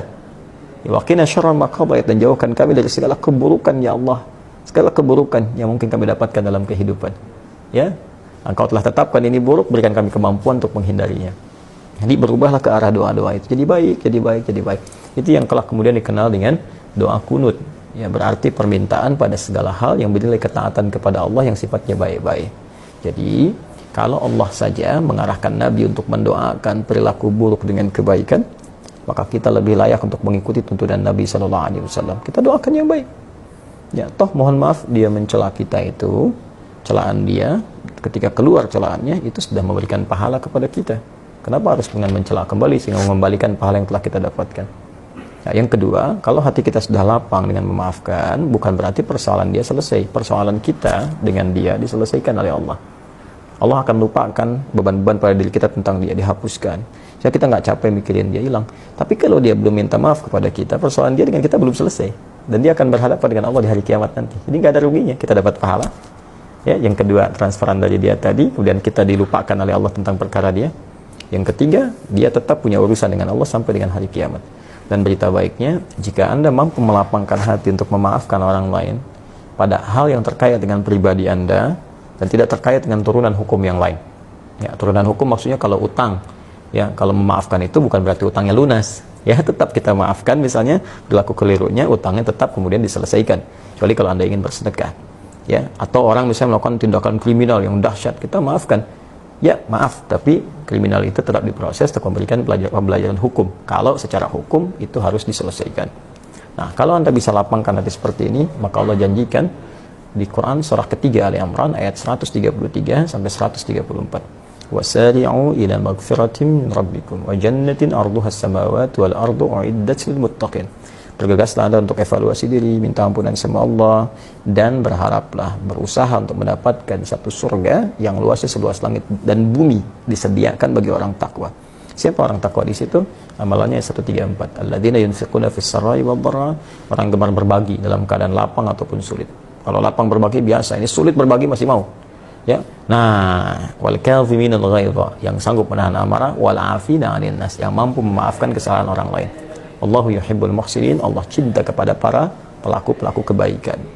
Barangkali Anda lulus ujian yang lain, ujian sholat bagus, zakat bagus, tapi Allah ingin menguji Anda dengan hadiah terbesar, yaitu surga seluas langit dan bumi. Dapatkan itu, dan disitulah kesempatannya. Kalau hadiahnya kecil, mungkin ujiannya kecil. Hadiahnya power bank, mungkin ujiannya kecil. Tapi adanya surga, setiap yang didambakan masa harus tantangannya ringan. Semoga Allah memuliakan kita. Terima kasih. Assalamualaikum warahmatullahi wabarakatuh. Ustaz, titik 4. Tolong dijelasin, kenapa orang yang mau meninggal dan sudah meninggal, umumnya yang takziah membaca surah Yasin. Pertama, apa itu takziah dulu? Apa itu takziah? Apalagi? Baik, ada sebagian mengartikan takziah itu melayat ya. Takziah itu berasal dari kata azza, bukan melayat. Dari kata azza asalnya. Azza ya'izzu, izzatan, ta'ziyatan. Azza itu sesuatu yang tinggi, terangkat, menopang, mendorong. Azza. Kalau ditambah dengan tak depannya, ujungnya ditambah ya menjadi takziah, itu huruf taknya menunjukkan makna usaha yang serius. Jadi usaha yang sungguh-sungguh untuk mengangkat, mendorong, menaikkan lagi sesuatu yang turun. Kenapa takziah dinamakan dengan takziah? Pesan Nabi-nya 2. Dengan takziah itu, 1, kita bisa mengangkat amalan orang-orang meninggal itu supaya bisa terangkat lagi, sehingga disampaikan kepada orang-orang yang belum meninggal dunia untuk diketahui. Makanya Nabi berpesan, uzkuru mahasina mautakum. Kalau ada yang meninggal dunia, ayo angkat kebaikan-kebaikannya. Jadi aibnya tutup, kebaikannya angkat. Bukan dibicarakan buruknya. Makanya kita minta kepada Allah untuk berlindung dari keburukan fitnah saat meninggal. Jadi ada orang, maaf ya, hidup dibicarakan, meninggal pun jadi gunjingan juga. Ada yang begitu. Ya, coba cek Abu Jahal, Abu Lahab, dan Abu-Abu yang lainnya itu. Sampai sekarang sudah 15 abad, yang dibicarakan keburukannya aja. Dan kita diminta oleh Nabi berlindung pada Allah. Ada di hadis Muslim, nomor hadis 588. 4 hal kita ucapkan. Allahumma inni a'udzubika min azabi jahannam, wa min azabil qabri, wa min fitnatil mahya wal mamat, dan fitnah saat hidup atau saat meninggal dunia. Jadi disinilah ketika ada orang meninggal dunia, tolong Bu ya, Mak, jangan diungkap aibnya, jangan disebutkan, ungkap kebaikannya aja, angkat lagi. Sehingga ketika kebaikannya diangkat, kemudian jadi inspirasi bagi orang-orang yang mungkin bertakziah saat itu, dia disampaikan. Dari situ kemudian diamalkan. Ketika orang ini mengamalkan dari inspirasi yang terdengar tadi, maka yang meninggal dapat royalti pahalanya, bagian dari pahala itu. Itu ada di hadis Muslim nomor hadis 1893. Man dalla ala khairin falahu ajruhu mithla ajri fa'ilihi min ghairi an yanqusa min syai'. Siapa yang bisa menunjukkan kebaikan dapat pahala yang sama ya dengan yang mengerjakan tanpa dikurangi sedikit pun.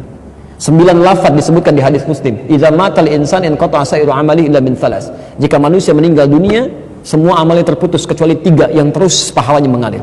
Terus mengalir. Sedekah jariyah, ya, sedekah yang pahalanya mengalir. Antum simpan mushaf di sini cuma modal 50.000, dibaca oleh orang, antum meninggal mushafnya masih ada, pahala masih mengalir. Ilmin yuntafa'u bihi, ilmu yang dimanfaatkan. Aw waladin shalihin yad'u lahu, atau anak yang soleh yang mendoakan untuk keduanya. Yang kedua, mengangkat orang yang masih hidup dari keluarga yang ditinggalkan oleh orang yang meninggal. Kadang-kadang muncul suasana duka, ada yang sedih, kan? Ada yang kadang-kadang masih sedikit menyesuaikan. Antum datang, memberikan hiburan di situ, nyampaikan kesabaran. Untuk ditinggalkan satu orang, kita datang ribuan orang ke sini, ratusan orang ke sini, kita menjadi keluarga baru. Lihat, kata Nabi, perhatikan orang itu, barangkali dapurnya belum ada asapnya, sampaikan, bukan dibebani, tapi bantu dia untuk berkembang supaya dia bisa kuat kembali. Jelas di sini ya? Nah, dari sini untuk mengangkat amalan itu banyak caranya. Pertama dengan doa. dengan doa. Ada memang hadis yang mengatakan bacaan surat Yasin, tapi sebagian mengatakan hadisnya dhaif, walaupun ada yang mengatakan hadisnya sahih, ya. Tapi kalau saya punya prinsip begini, kalau ada hadis yang diperdebatkan, mendingan ngambil hadis yang tidak diperdebatkan. Udah, lebih selamat, lebih tenang gitu kan. Apa hadis yang tidak diperdebatkan? Salah satunya doa. Ada di Al-Adabul Mufrad nomor hadis yang ke-44, posisinya paling kanan sebelah atas. Karangan Imam Al-Bukhari. Imam Al-Bukhari menulis kitab namanya Al-Adabul Mufrad. Jadi khusus terkait dengan akhlak dan adab dalam kehidupan. Itu tidak sedikit hadis tentang berbakti pada orang tua sampai meninggal dunia. Di hadis itu disebutkan saat seorang anak beristighfar saja, memohon ampun ya kepada Allah untuk ayah yang telah meninggal dunia, tiba-tiba di alam kuburnya diberikan oleh Allah, diangkat 1 derajat. Sampai dia berkata, "Ya Rabb, ma hadhi, ya Allah, apa ini?" Dijawab kemudian, "Hadhi istighfarun." Ini adalah kalimat istighfar yang dimohonkan oleh anakmu sekarang untukmu. Sekarang. Jadi Anda bisa bayangkan ya, baru istighfar saja, Allahumma rabbi gfirli wali walidayya warhamhuma kama rabbayani shaghira, diungkapkan kalimat itu. Makanya ketika ada yang meninggal, kalimatnya istighfar pertama kali, Allahumma gfirlahu warhamhu wa'afihi wa'fu anhu. Itu begitu Anda ucapkan kalimat itu, diangkat 1 derajat di alam kuburnya. Diangkat. Belum doa. Makanya kata Nabi di hadis sahih riwayat Al-Bukhari menyampaikan, ithnani bima ma'na, 2 hal yang diharapkan oleh orang meninggal. Yang pertama, al-istighfaru lahu, permohonan ampunan untuknya. Yang kedua, ad-du'a bil khair. Ya, jadi silahkan selepas sholat berdoa. Apalagi orang tua, nggak ada mantan orang tua. Ya, saya selalu katakan, Quran itu memberikan pesan. Maaf ya, keterlaluan kalau ada anak misalnya, maaf, dalam hidupnya nggak bisa berbuat baik, saat meninggalnya pun nggak bisa mendoakan. Bahkan kata Quran, kalau orang tuanya masih ada, walaupun usia anaknya lebih daripada 40 tahun, misal, anaknya usia 70 tahun, orang tuanya 100 tahun, masih ada orang tuanya. Itu minimal, tetap harus berbakti dengan mendoakannya. Itu ada di Quran surah ke-46 ayat 15. Bahkan mendoakannya yang baik-baik. Ya Allah, hamba bersyukur atas nikmat yang diberikan pada hamba saat ini. Di balik segala kenikmatan itu, ya Allah, mohon berikan semua pahalanya untuk orang tua saya juga. Berikan kebaikan untuk orang tua saya juga. Karena barangkali kesuksesan yang Anda raih itu cuma 30% hasil kerja keras Anda. 30%. 70% yang mungkin orang tua yang menangis dulu, ibu yang sambil tahajud nangis, bapak yang sambil mencangkul di sawah dengan peluh keringatnya berdoa, ya Allah, anak saya jangan sampai begini, ya Allah, 1 singkong dibagi 16 orang, mohon jadikan dia lebih baik daripada saya, berikan kenikmatan dalam hidupnya. Itu yang menjadikan Sayyidah Hajar bolak-balik Safa Marwah, yang mendapatkan airnya anaknya, tapi yang kerja keras kan ibunya. Ya, maka dari situ adabnya sendirinya doakan. Sudah hidup gak bisa memberikan senyuman, sudah meninggal gak bisa mendoakan juga. Dan Anda mengakui sebagai bagian orang tua gitu ya, itu tidak tepat. Dan doanya yang baik-baik ya, begitu masuk rumah sakit minta kesembuhan, minta kebaikan, bukan dibalik. Orang tua saat anaknya masih kecil, dia sakit sampai mempertaruhkan nyawa kan? Ya Allah, kalau bisa saya saja ya Allah, kalau bisa ya Allah, tolong berikan kesempatan hidup. Ini kenapa jadi terbalik? Orang tua di rumah sakit, ya Allah, lebih cepat juga lebih baik, tidak apa-apa ya Allah, saya ridha. Itu salah. Ya, ambil yang baik. Kita cukupkan dulu ya. Nanti yang lain mungkin sore saya jawab. Insya Allah jam 6:30 kita ada AKS Al-Quran Sunnah Solution yang tersambung dengan Akhyar TV ya. Kita live nanti insya Allah dan bisa interaktif.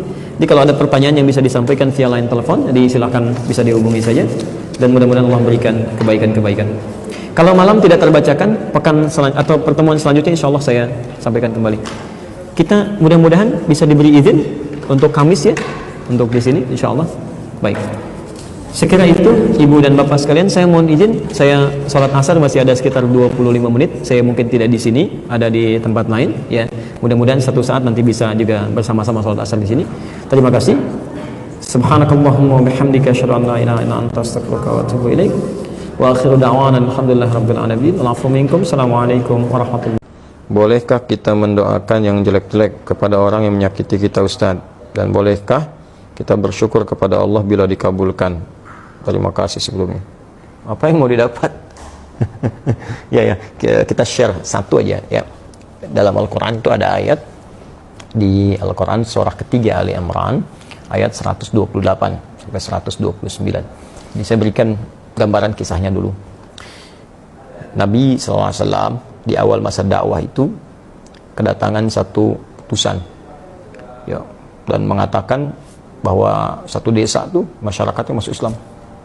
Senang Nabi, lalu minta orang-orang itu untuk dikirimkan dai untuk mengajar. Dikirim oleh Nabi 70 orang, dalam riwayat disebutkan kurang lebih 70 orang penghafal Quran ya, ahli Quran, orang-orang yang menguasai agama dengan baik pada masa itu, ya, dengan kadar yang mungkin didapatkan pada saat itu.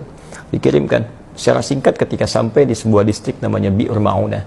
Ya, tiba-tiba ternyata orang-orang itu dianiaya, bahkan kemudian dieksekusi. Nah, Nabi mendapat kabar dari malaikat sedang menunaikan sholat. Ada beberapa versi riwayatnya, ada yang menyebutkan sedang sholat subuh, ada yang menyebutkan riwayatnya sebelum ruku, ada yang setelah ruku, saat i'tidal, ada yang menyebutkan juga di sholat yang lain. Ya, intinya informasi itu sampai kepada Nabi, dan Nabi mendoakan, ya Allahumma la'an kita, Allahumma adzibhum, ya Allah tolong laknat Bani Fulan, ya, kemudian tolong hukum mereka dan seterusnya. Itu berlangsung selama sebulan.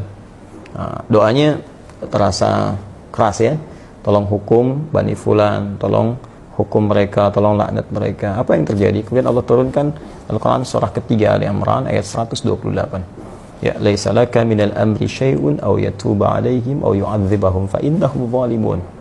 Ya Muhammad sallallahu alaihi wasallam, engkau tidak punya hak, ya, untuk bisa memutuskan seperkara terkait dengan hukuman ataupun memberi petunjuk pada seseorang yang dimaksudkan langsung menanamkan hidayah kepadanya, kecuali itu atas izin Allah Subhanahu wa taala. Nah, namun yang paling indah, Allah ingin memberikan sebuah arahan seperti ini. Ya, ini sifat maksum Nabi. Jadi ini bagian dari sifat maksum Nabi yang kalau di situ ada sesuatu yang kurang tepat, Allah luruskan. Berhak Nabi meminta. Ya, berhak Nabi meminta. Ya Allah, hukum si fulan, berikan hukuman setipa, berhak. Tapi Allah berikan satu arahan yang lain dengan hikmah tertentu. Ya, Allah ingin sampaikan bahwa kalau di awal masa dakwah sedang minta seperti ini, nanti umat itu tidak akan tersisa. Ya, seperti umat-umat yang sebelumnya, ya, pernah berbuat zalim, kemudian nabinya meminta kepada Allah dihukum, hukum selesai. Tapi Allah ingin berikan sebuah pelajaran bahwa ke depan akan ada ujian lebih besar daripada ini.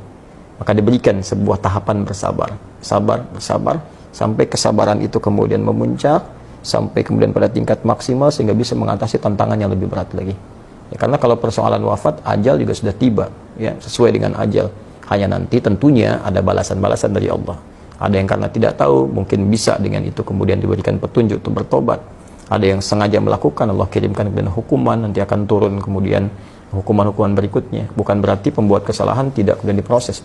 Ya, bisa diproses dengan hukum yang berlaku, tapi ada mungkin golongan-golongan tertentu yang tidak tahu dan ikut-ikut di dalamnya. Bagaimana hukum seperti itu? Maka Allah turunkan tadi ayat, setelah ayat itu turun, maka Nabi merubah doanya. Perhatikan doanya.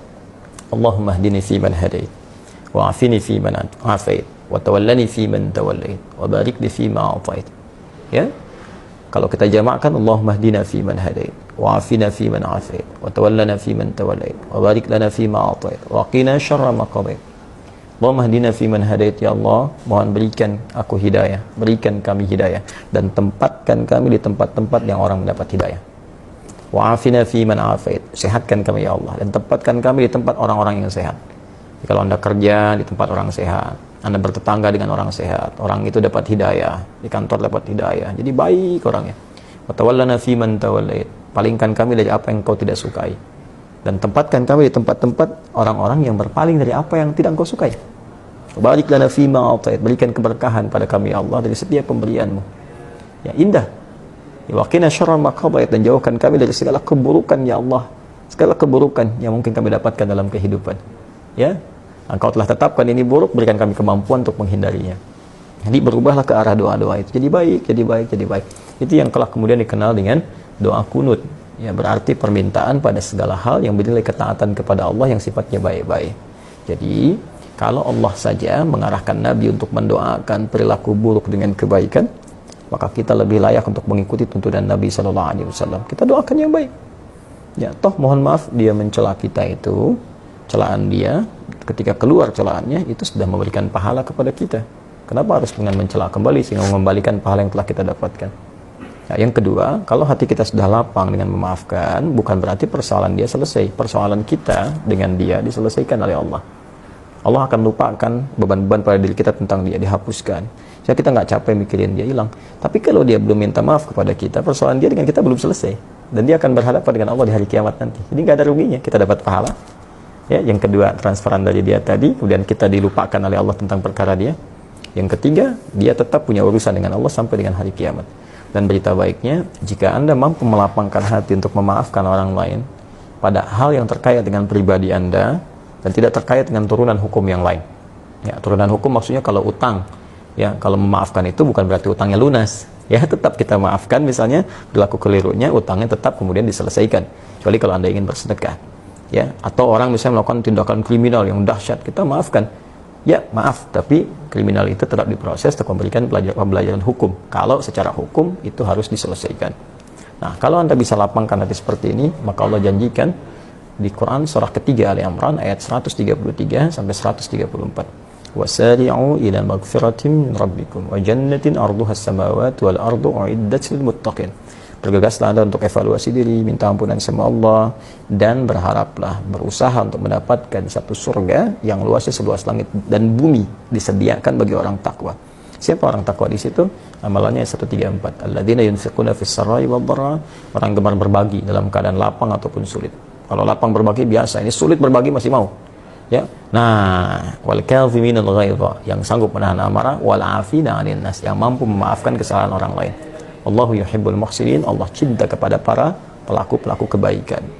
Barangkali Anda lulus ujian yang lain, ujian sholat bagus, zakat bagus, tapi Allah ingin menguji Anda dengan hadiah terbesar, yaitu surga seluas langit dan bumi. Dapatkan itu, dan disitulah kesempatannya.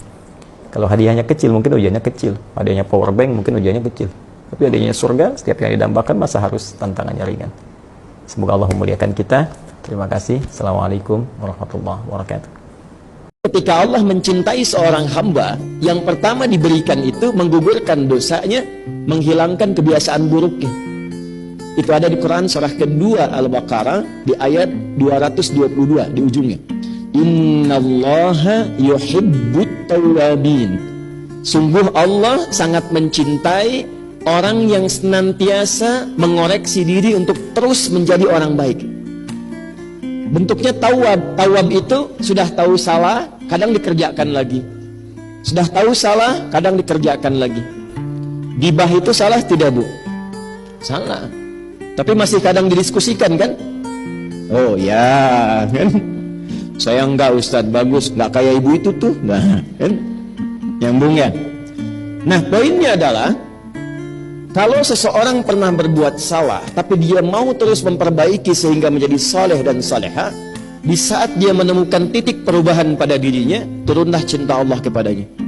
Kalau cinta Allah sudah turun, maka terjaga dia dari ujung kepala sampai ujung kakinya untuk selalu bersikap dalam kebaikan. Itulah rahmat Allah yang sempurna yang diberikan pada seorang hamba. Dan itu tiada lain tempatnya kecuali di masjid.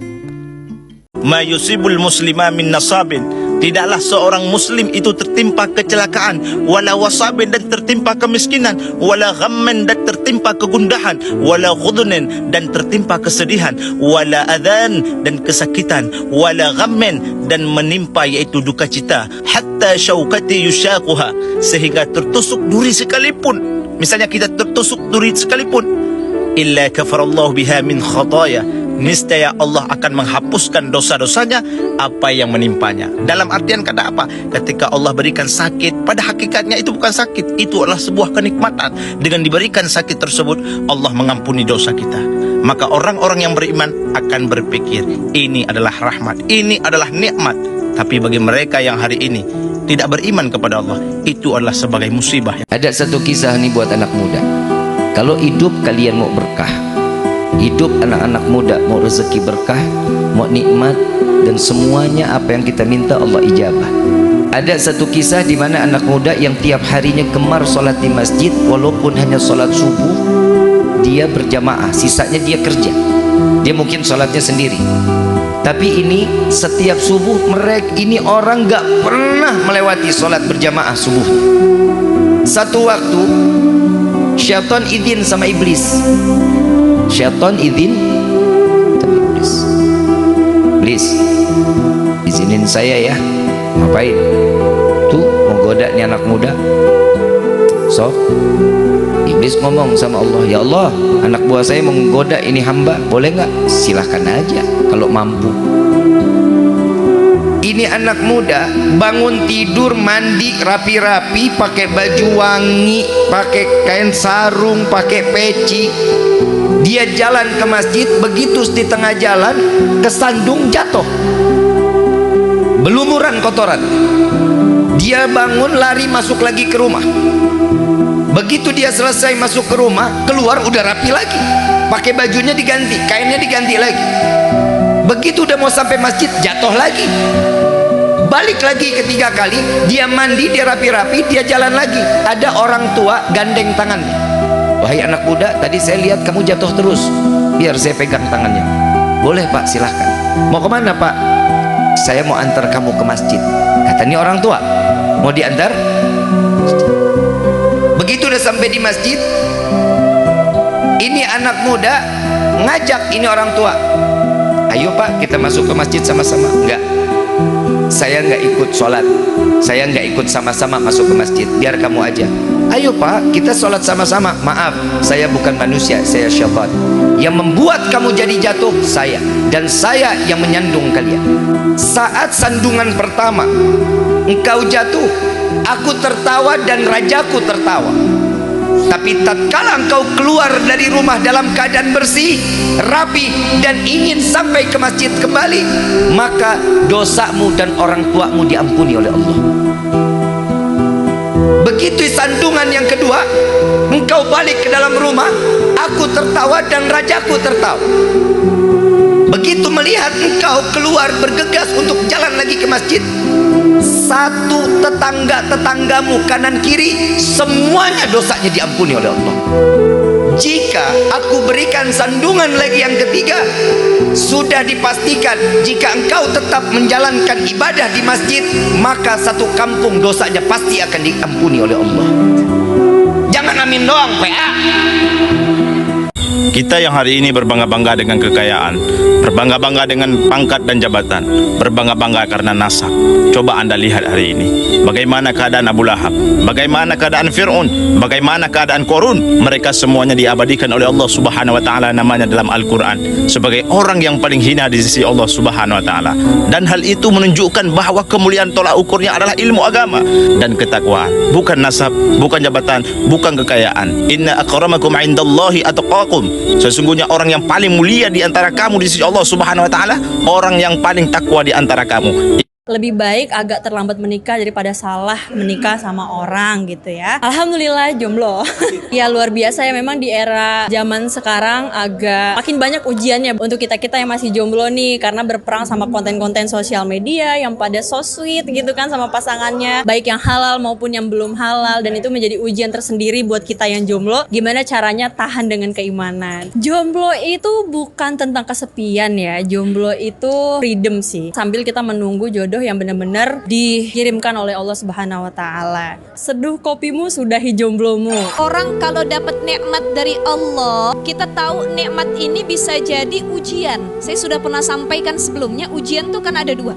Wa nabluukum bisyarri wal khairi fitnah. Kita diuji kadang-kadang dengan kesedihan, ditinggal orang tersayang, meninggal dunia, kehilangan harta benda tuh bisyarri wal khairi. Tapi kadang-kadang kita diuji dengan kesenangan. Punya suami ganteng, hartanya banyak, anaknya banyak, popularitas, jabatan, kuasa, dan lain sebagainya. Itu juga ujian.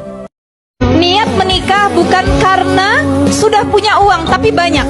Ada 4 niat ketika mau menikah. Apa saja? Yang pertama, nawaitu bihadat tazwij mahabbatallahi azza wa jalla. Ya Allah, saya niat menikah untuk mencari ridho Allah Subhanahu wa taala. Itu yang pertama. Yang kedua, apa niat menikah? Nawaitu bihadat tazwij mahabbata Rasulillah sallallahu alaihi wasallam. Saya niat menikah karena mengikuti sunnah Rasulullah sallallahu alaihi wasallam. Yang ketiga, niat menikah adalah nawaitu bihadat tazwij tabarruk, mencari keberkahan li du'ail waladis sholih, untuk mendapatkan doa dari keturunan-keturunan yang solih. Dan yang keempat, niat menikah adalah nawaitu bihadat tazwij at-tahassun, menjaga diri minasyaiton, dari godaan syaitan. Karena takut kalau kita mentar-entarkan untuk menikah, banyak godaan syaitan yang datang, udah maksiat aja. Kita tidak selalu dipertemukan dengan orang yang baik, akan tetapi jadilah baik di setiap orang yang kita temui. Ingat, semua orang tertimpa masalah, tapi orang yang hebat adalah orang-orang yang mampu melewati badai masalah yang datang kepada kehidupannya. Memang kita butuh untuk diberikan masalah agar kita lebih kuat. Kita butuh untuk melewati kerikil-kerikil yang tajam agar kita lebih hebat lagi dalam menghadapi masalah dan kita butuh hal-hal yang memang menjadi duri untuk kehidupan kita. Kenapa? Agar kita lebih bersyukur dan lebih mengingat akan karunia kehidupan kita kepada Allah Subhanahu wa taala. Saya teringat dengan salah satu pepatah Jepang yang menjadi motivasi bagi saya. Nana korobi ya oki, jatuh 7 kali, bangkit 8 kali. Artinya apa? Artinya seperih apapun luka, sesulit apapun cobaan, jangan pernah sesekali kamu berpikir untuk menyerah. Karena sejatinya kuwara kuno tane.